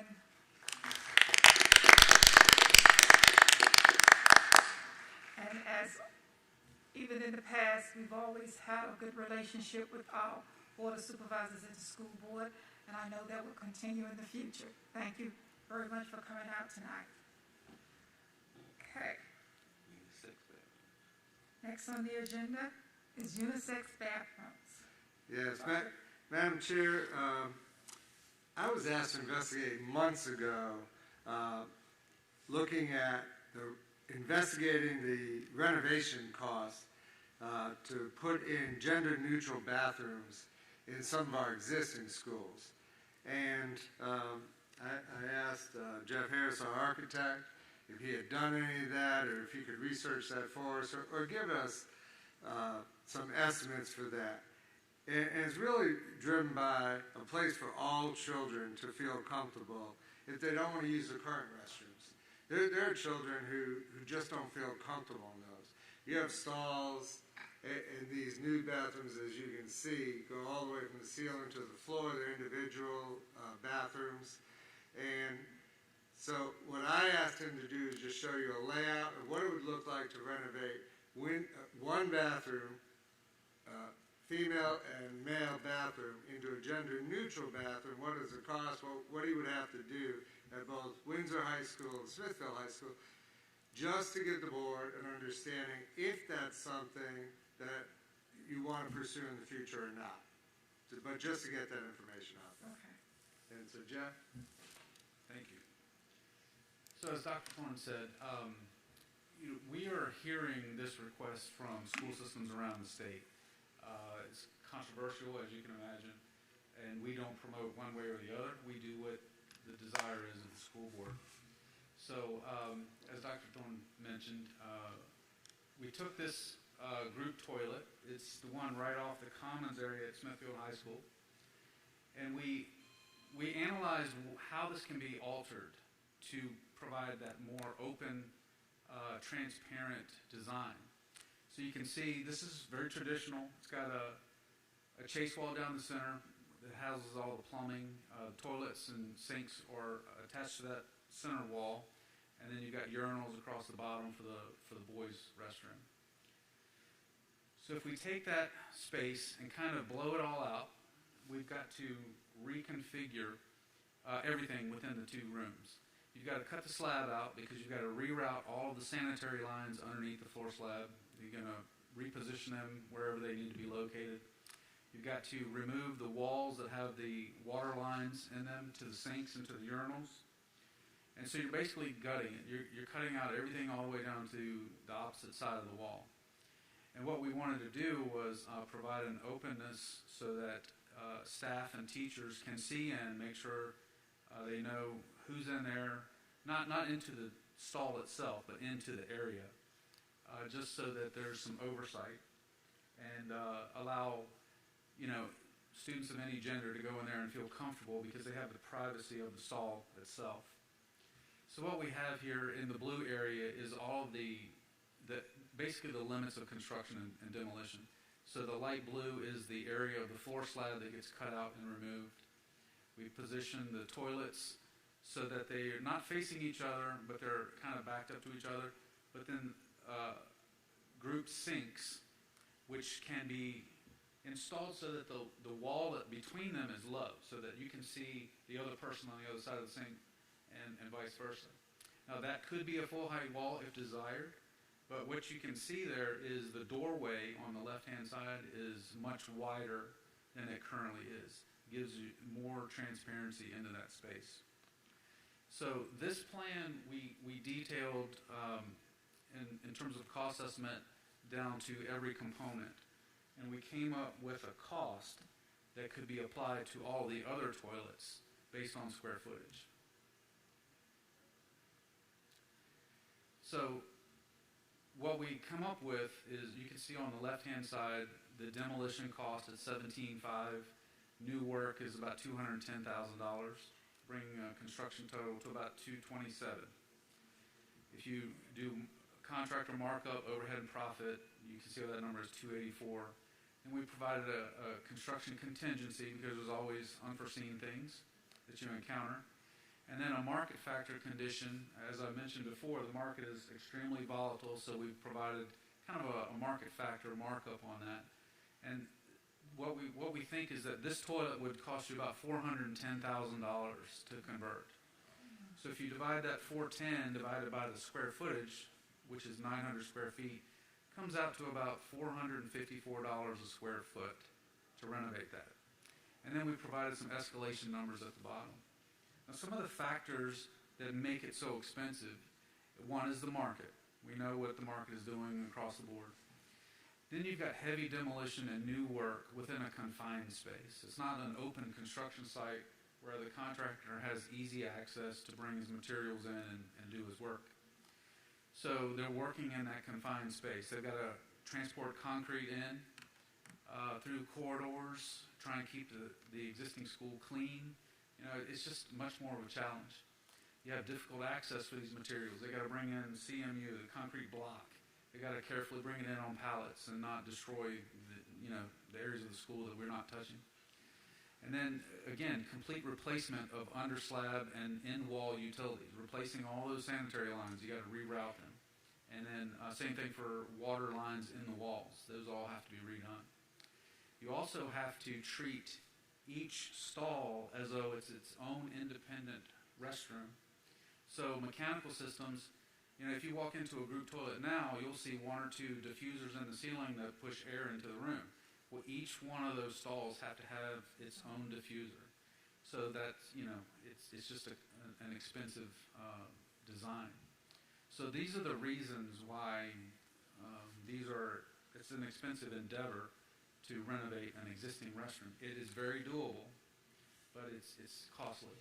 So if you're considering something like this in a new design, it can be designed that way from the start, and it's an easier task to pull off when you're in the middle of design. So I wanted to show you what some places are doing around the country in terms of gender-neutral toilets. This is a design concept that's been floating around out there. Again, you can see how it's open, easy access for anyone in there. This one is closed off a little bit in terms of transparency and visibility, but it's still a shared restroom facility. Here's one right off a corridor. Lots of transparency and openness here. Once you're inside the stall, complete privacy. There's no opportunity for someone to see what's going on in there. When you come out, the sinks are right off the corridor. Staff and teachers can see, make sure that students are doing what they're supposed to do. Here's another concept. This one is very similar to what we are suggesting for the Smithfield project because it's long and narrow.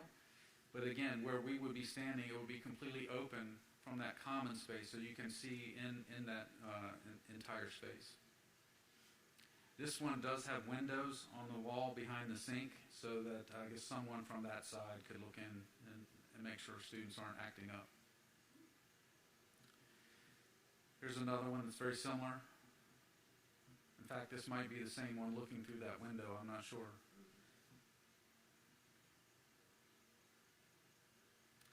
Another similar layout to those two I just showed you. So it can be a very functional space. It's a decision that you guys would need to make as a group on which way you want to take it. So we really wanted to show you it, because I had some comments months ago, and even prior to that, with some of the conditions of our restrooms, and that, this should be easily be able to renovate your schools. And what we think, the cost of renovating that bathroom is the cost of a beautiful home in this community. It's not the same when you're talking about construction and renovating, and that's especially with plumbing. So it's a very expensive endeavor to redo it. So, but food for thought, but also food for thought as we are building new buildings in the future, do you want to consider possibly some toilets like that? And just to show you that and put it out there for you to see really for the first time. And if you have more questions or want more updates, Mr. Harris can always help us with that. I would share with you that your neighbors across the river in Hampton, we are in the middle of designing a new science wing addition for one of their high schools. And these are renderings of the gender-neutral toilets that they elected to have us design for that particular project. You can see how it's open right off the hallway, easy visibility to the sinks. But then down the right-hand side, you can see the individual restrooms that are behind each one of those doors. So it is starting to happen nearby. Okay, Ms. Cunningham. Well, I just wanted to say something about legally. I don't think we're going to have a choice if we go with the new building. I mean, it wouldn't make any sense if we do choose the new building to not plan on having gender-neutral restrooms. I mean, it's probably going to be one of those things where we have to have it, and why build a new building and not put it in if we go that route, and then have to renovate the new building later. So that's just, I'm just putting that out in case we decide to go with the new building. And John? I was just going to add, if you look at some of these designs, what it also does provide for like in the future, it is safety. I hate our little friend Snapchat, and we do have instances at the high school where some of our young ladies come in with a backpack and they change their clothes in the restroom to clothes that are not appropriate for school and take their little Snapchat pictures, and some kids feel bullied in the bathroom. So in the openness of this, administrators can see, teachers can see, other students can see, and it can provide, that's probably one of the pros, the safety concern with that. So just wanted to point that out. Yeah, I think Mr. Cunningham is absolutely right. We're going to see the courts come down in the next few years saying that, you know, we've got to allow people to use the bathrooms of the opposite gender. So I am a big fan of the way these bathrooms are designed, but I would still like to see segregation between the genders as much as possible, and I think that's important. How would that affect the overall cost? Would it double it? Or would we have to break into a classroom to take some more space? I don't know the answer to that right now. I know that right now the way the Cherry model toilets are designed, they're boy-girl, and there's 3 to 4 fixtures in each one on each floor. So the smaller you try and do this type of design, the more of a challenge it becomes. The bigger a space like this is, it's more affordable, I think. It's an easier design element to incorporate. Yeah, this is the one that I really like. I think it looks good, very, pleasing to the eyes. And if we had 2 of those in a hallway, one for the young men and one for the young ladies, that would be perfect. If you're talking about something that small, I think that's easy to accommodate. Okay. And I'm not sure what the law is going to say moving forward, but maybe you have traditional toilets and a combination of something like this, giving you options. Okay. Thank you. Thank you. Mr. Collett, so I think what you said at the end, I was going to ask you a question. You actually wanted to see 2 like this, one on one side, maybe over here, one over here, male, female. Yeah. Okay, so Mr. Harris Yes, just Madam answered Chair, the in the same hallway, Yeah. so they're easy accessible to either gender. So Yeah. I think Mr. Harris just answered us too, because what we have now, the traditional male, female, we can keep those in the building. And for those that choose to we could have something like this for them to, you know, Certainly. satisfy them as well. No, you're absolutely right. Right, so we'll And- have 3 choices. Yep, and I would suggest for the new schools, we just build everything Like something this, to that right. effect. And the old Yeah. schools, we can keep the traditional and maybe do Absolutely. something like this, you know, somewhere in the building. Yep. Okay? Thank you, Mr. Harrison. Thank you. Okay, that's it. If it's nothing else, anyone? Madam Chairman, Yes, Mr. Vines? before we close out tonight, I didn't get my email, so what I would like to do is bring back to the floor. I want to amend our agenda tonight, and I'm going to allow the public to comment because I'm interested in hearing what some of the parents have to say. They came out tonight, and so I'm going to put a motion to the floor that we amend our agenda and allow the public to speak. Because I really would like to hear what some of them have to say. All right, do I have a second? All right, we have a motion on the floor to amend our agenda. Have a vote? Verbal? It's a verbal. It's a Yeah. verbal vote. Yeah. Yeah. I'm sorry. You told me to wait. Sorry. Yeah. Yes. Yay. Yay. And to the public, since I put this motion to the floor, and for time's sake, instead of 4 minutes tonight, because this is a special meeting, and we don't normally do this, we're going to request that 2 minutes. And I think we don't have a sign-up Just sheet. line So what up. I'm going to do, if anyone on the front row right here would like to come up to the podium and speak for 2 minutes, you said? Yes. For 2 minutes, we'll start with the front row here. I know I see some out here in the audience as well. Anyone on the front row? Okay. Just come up and state your name and the district you live in, school district. Well, Okay. the district. All right, my name is Trisha Williams, and I'm in the Carsville District. Okay. I'm a mother of 2 students for Wight County, and I am also a teacher with Wight County. I just have one question for you guys. We did receive an email from Lynn Briggs stating that you guys were waiting on VDOE guidance on deciding what we were going to do regarding the masks and respecting the executive order. However, you guys did vote Thursday evening, and you did not wait for that VDOE guidance. That did come out Friday, which stated they were in alignment with the executive order, as well as the Virginia Department of Health.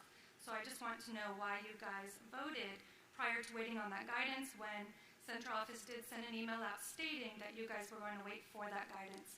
So now your vote goes directly against not only the executive order, but the updated guidance for the Virginia Department of Education, as well as the Virginia Department of Health. So I ask you to please reconsider, add it to the next meeting agenda, and re-vote after you've had a chance to read over the updated guidance, please. Thank you for your time, and thank you, Mr. Vines, for adding this discussion.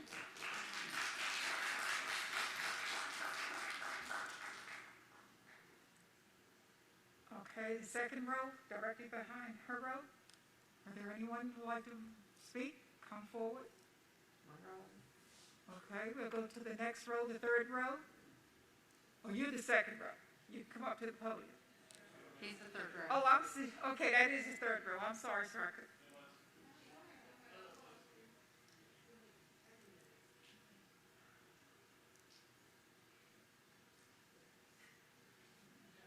I thought we were finished with the first row. Come on. Go ahead. Okay, come on. Come on. Yeah, I wasn't prepared to speak during that meeting because we weren't aware that Could you you will let state us your speak. name, please? My name is Tatiana Turner. I have 2 kids in the Hardy Elementary School. The only thing we are asking you for is to consider our voice as a parents. We have our kids. We wouldn't do anything that's bad for our kids. What we're asking you to do is not to unmask our children. We're asking you to give us our choice back to us so that we can make the decision for our kids, because each kid is unique, and some kids are not built to wear the mask. Some kids are struggling in the masks. 2 of my kids developed migraines since they started going to Hardy because of wearing masks. By the research that was completed, it was found that masks prevent oxygen from going in by 20%, which could cause migraines. And what I'm also asking you to do is to please just use the data and statistics. Don't just make the decision based on what you feel is right and what is safe. Use the dashboards from other schools that don't wear masks and compare it to our dashboard. How many kids are getting sick there versus here? If there is not a big difference, then why force our children to do something that they don't want to do? Okay, that's all I have. Thank you. Okay, the next row is the gentleman here. Come on, sir. They're moving on.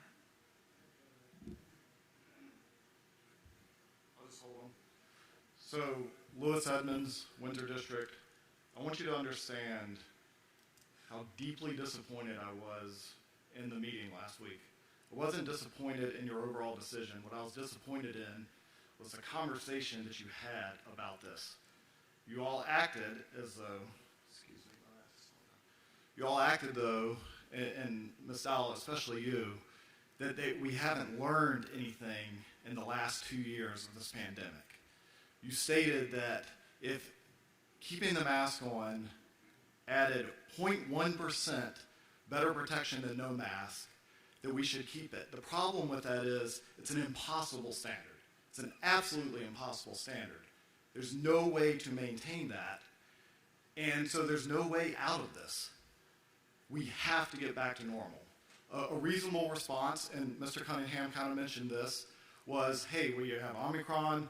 There's a higher level right now. This chart right here from Tuesday. 1 minute. From VDH talks about that, but it also shows the numbers are going down.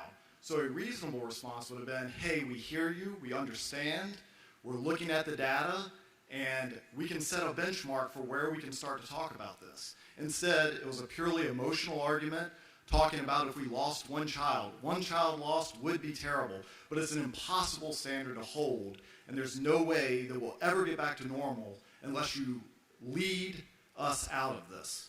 That's what you're up here for. You're up here to lead us out of this and to get us back to normal. You didn't even talk about any of the issues that children are having without the mask. And this is you here. This isn't to poke you in the eye. This is to show that you do believe in this because this is what you're doing. Because what you said last week didn't match your own actions. I'm asking you to please make responsible, mature conversation, debate, and decisions. Thank you. Thank you. Next person. Okay, sir.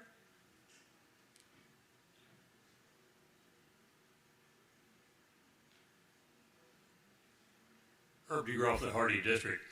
As a 13-year member of this school board over the years, there's one thing that this board is charged with, and that is rezoning attendance zones per schools.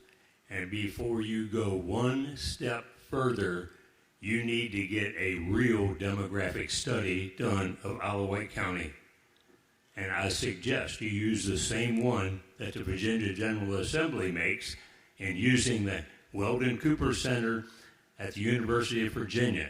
They use them because they know Virginia, they know all the things you have to do doing a demographic study.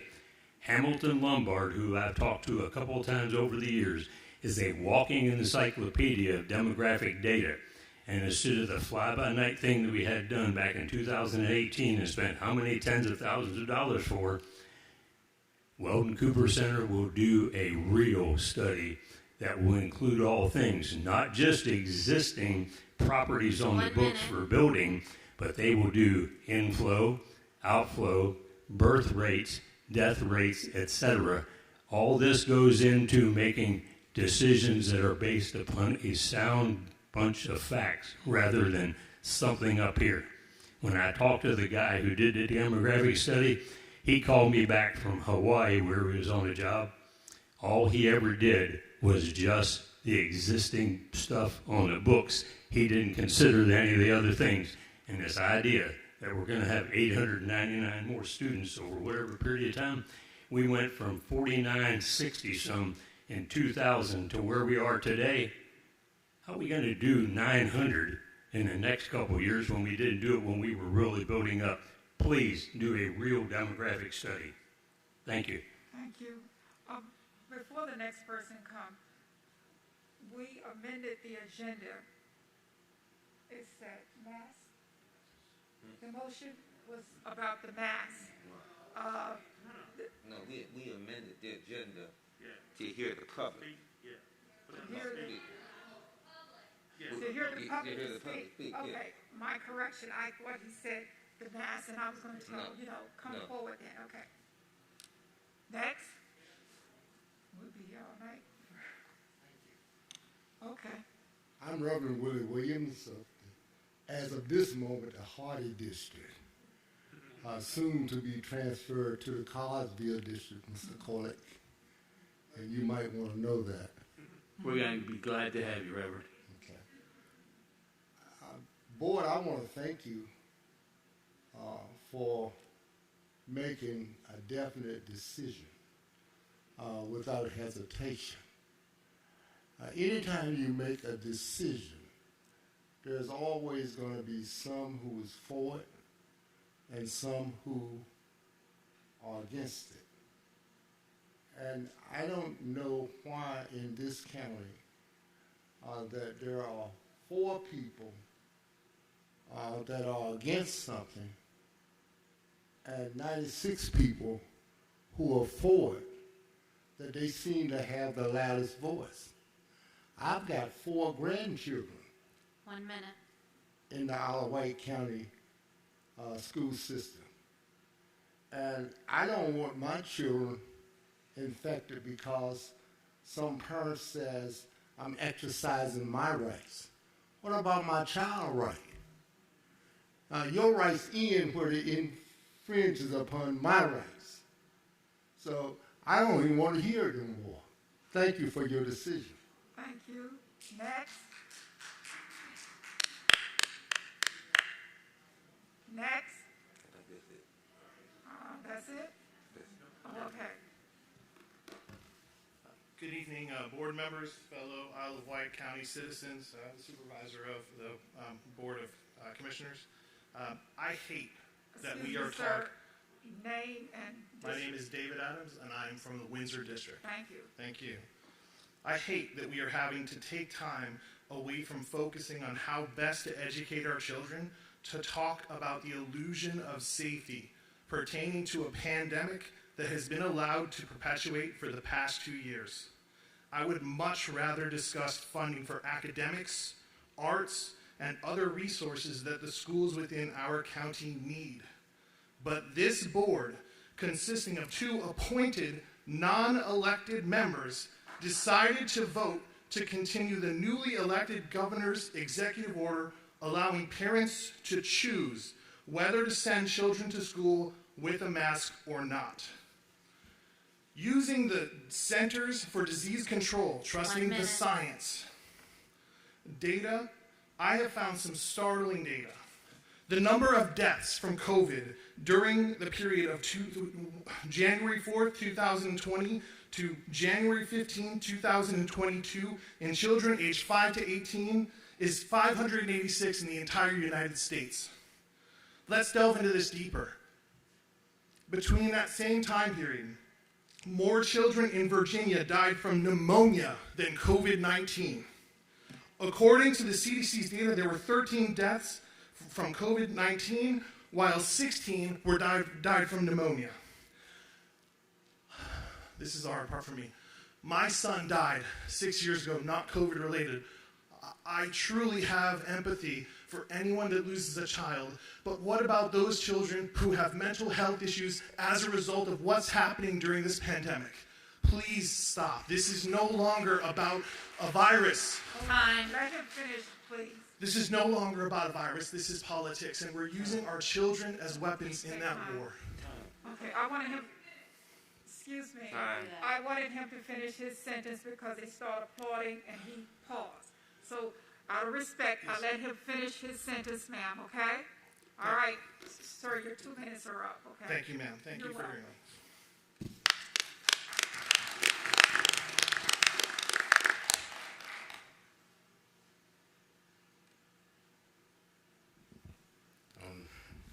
My name is Derek Boone, in the Newport District. First, I would like to say the new building looks great. Can't wait to have my kids there. I have a 13 and 11-year-old who are also in sports. Those fields look great as well. As a coach, those fields are terrible, so I can't wait until we get those new fields and those new turf fields out there for our community. I am excited. Also would like to say thank you all for making those hard decisions. It's not easy to make. You're not just making a decision for one person or two persons. You're making a decision based on those who are within the community and of your best interest. So when you take things in, we appreciate those. We can never, ever make decisions based on how we feel internally and just the group that we're around. We have to consider everybody in the community. There are several who want those, several who want to continue with masks. There are several people who are continuing to get sick from what have you. So we have to keep considering those who want to wear those masks. And those who don't, I get it. We have our own personal issue, but we live in a community where there's more than 1% of people who believe in one thing. Those decisions are made. You guys have to make those hard decisions. Thank you for all you do. I appreciate everything that you guys will continue to do. And again, I am excited about the new building for our kids. Thank you. All right, next. My name is Robert Sweat. You walked up to the front. Sir, did you come up to the front, or you were already were sitting there? Yeah, he was sitting right there. Okay. I was. No, the reason is because there was a lady in the back that was about to walk up. Oh, I can move. That's okay. But you're there now, so go on. My name is Robert Sweat. I'm from the Cartersville district. Just wanted to address a few things from last week's one-sided meeting that took place. I wanted to first off, I'll say thank Mr. Collett for showing up with actual and factual information to share at the meeting. I was like, you were the only one to do so. Go take a look at the state's data. The COVID cases for the state of Virginia are on the decline. So to say that the state is not on decline is completely not true. To say that every medical professional does not change a mask between patients is also not true. I know many doctors, dentists, and nurses that change masks between every patient. Also, hospital procedure for nurses is to change a mask if it becomes wet, soiled, or torn. Every day, my son comes home from school. His mask is wet and it is dirty, and he's required to wear it 8 hours a day or get kicked out of the school. 1 minute. Also, medical professionals wear masks properly. If you've been into any elementary school, the kids there do not wear it properly. Cloth masks have been reported from the CDC not to affect the newest variant of COVID. When our last governor issued an executive order right before school started, you told every parent and county member you had no choice but to follow the executive order. Myself and my son followed your executive order, or the governor's executive orders, and we're going to do so now. Why are you willing to blatantly ignore the new governor's executive order? Seems pretty hypocritical and politically motivated to me. This new executive order allows choice. If you want to send your child to school with a mask, if it works so great, by all means do so. If you and your child's doctor and faith-based leader says, and you all come to agreement that it's not best for my child, that child should have that opportunity to listen to both sides of the story. The majority of the people that spoke here are on our side. Thank you. Thank you.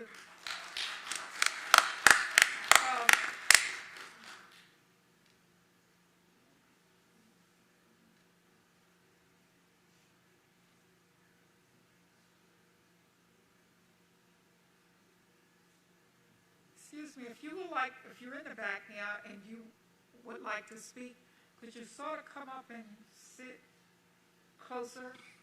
Well, she came by and she wrote down names. Oh no, I'm not talking. I'm talking. It was someone over here that stood up that wanted to come up to speak. Okay, all right, thank you. My name is Brenda Carter. I have 2 grandchildren that are in Smithfield Middle School and Carrollton Elementary School. My grandson has a medical condition that makes him very vulnerable to germs, and he could die from it. He's a paraplegic. And if he can wear a mask all day and wear it properly and make the comment, I wear a mask because I don't want to get sick and I don't want to die. Kids are more resilient than what we think. But when parents press their own ideology on them, of course they're going to say, I can't wear a mask. And people do not research all the data. I got a newsletter from Kennedy Krieger Institute last week. They had to open a new rehabilitation ward for teenagers and younger children that have long-haul COVID. These kids had to learn how to walk again, speak again, and everything. And they're in good hands because that's one of the best children's hospitals that is close by. Even CHKD is concerned about what's going to happen when everyone takes off a mask. Yeah, you have an option. I have an option too. But just don't think about yourself. I wear a mask because I want to protect you. I'm vaccinated and boosted. So, it's your choice. And you suffer the consequences. That's all I have to say. Thank you. Thank you. Good evening, board members. I'm Todd Meyer from, could be Hardy or Carsville District. Not sure with the rezoning. I wanted to bring up an idea to you. I know at the last meeting y'all spoke about possible pay raises. And I know that everyone on this board, I do believe, is a degreed individual. And an idea of thought, other than Ms. Tynes, I don't believe any of you have taught in the public school. Well, I take that back. Mr. Cunningham, when we were running, you brought that up. He spent time in there. I think that's a wonderful opportunity for you right there to spend one day a month in each school. And after 9 months, you've been teaching, substitute teaching in schools. That does two things. It gives you firsthand experience. It gives you an insight to what a day in that school is. And it also raises your funds. So it's not on the tax burden of the people. So you got a pay raise right there on top because we pay our substitute teachers. So all have those people who speak truth to us, and we all have those people that influence us. So that's all I ask. Thank you.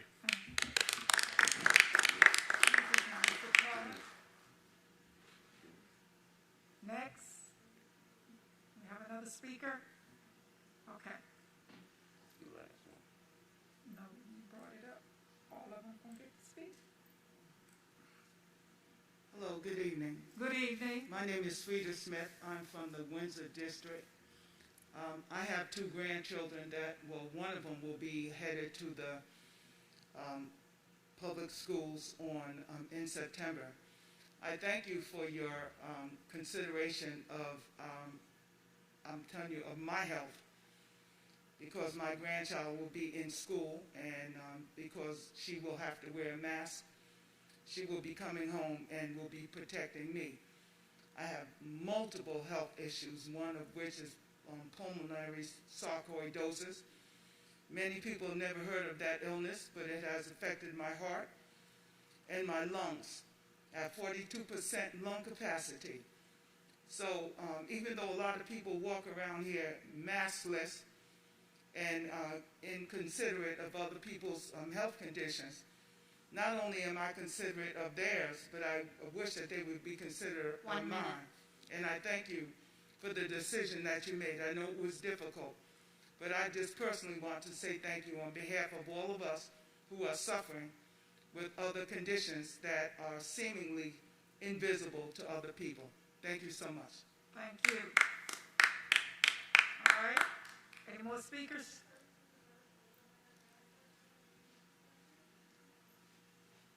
Good afternoon. Nicholas Mitchell, Hardy District. What is your name, sir? Nicholas Mitchell. Okay, thank you. Lived in the county 42 years. We're just asking for the choice. Choice whether to have our children wear a mask or not wear a mask. I've seen every one of you pictures of us letting Parks and Recreation use our gymnasium. Kids, parents on the weekend playing basketball, no mask. Mr. Collick, he's already approached y'all. I doubt y'all listened to him. All the high schools that participate in fall sports, no athlete is wearing a mask. No one on the bench is wearing a mask. What's good for my kid in school, depending on the age, should be the same standard for those children that are at the high schools participating in winter sports. The next thing, which is bigger than the mask, is bathrooms. If you open a bathroom up for a boy to go in a bathroom when my daughter's in there, I'm going to rain hell down on this school district and this board. Save the $400,000 per bathroom and leave them as is. If you want to do something extra, put a porta-john out back so they can't rip it off the wall like they did the first of the year. Thank you. Thank you. Any more speakers? Any more speakers? Last call. Any more speakers? All right.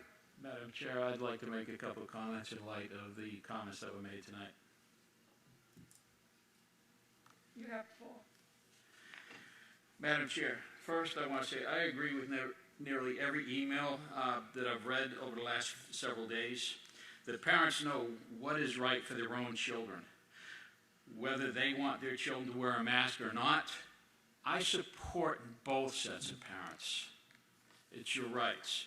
Secondly, given that so many of us here believe that masks are effective, those children who wear masks are in no danger from those who do not. Again, parents must have the ability to decide what is best for their own children. As elected and appointed officials, we have no idea what is good for every child. We may know what's good for an individual child based on different circumstances, but we don't know what's in the best interest of each individual child in this district. For example, my son has never worn a mask in school. He can't. He's had COVID at the outset of the pandemic and has never had it since, and he's been exposed multiple times. As I made no secret at the last meeting, I believe the best person to make any decision for a student is that student's parents, not the board members. To my fellow board members, I say to you, whether or not you agree with me, please let's reconsider this mask mandate. Thank you, Madam Chair. You're welcome. Any more board members would like to speak tonight? Madam Chairman, I'd like to address a few things that were said. First of all, to the appointed board members. When someone tries to lessen our ability because we were appointed, try to say that we are not vested in this community, that's wrong. My mother, Clara Vines, graduated from Georgia D. Tyler High School. She was the first black registered nurse to come out of this county. Last year, November 11, she succumbed to COVID. She died from COVID. My sister, a registered nurse, caught COVID, brought it home to my mom. Devastating. When we have individuals who sit in the audience, they hold signs, they berate people, they formulate their own opinion. The gentleman said that we need to teach in the school system here. I taught at Windsor High School for 2 years. There's a scripture in the Bible that know those that labor among you. Oftentimes you speak and say things that you're not even aware of. I grew up a product of this county. A lot of you can't say that. A lot of you were transplanted in this county. And Excuse me. We didn't interrupt you. We did not interrupt anyone from the audience when they came up, so give the board members respect. That's all we ask, okay? We respected you. I even allowed you to speak tonight. I even brought the motion back to the floor. But yet, the rhetoric continues. It's about our kids. Until you lose someone close to you, you'll never know what it feels like. The gentleman that spoke touched my heart, his son who passed away. I feel for him. But it's a great loss when you lose a parent to a disease that we're still trying to figure the ins and outs of. And for us to put our children on the front line, and I'll say it again, and I have no fear in my heart, because the governor put a mandate in order. My child means more to me than any governor running in this state. And your child should mean more to you.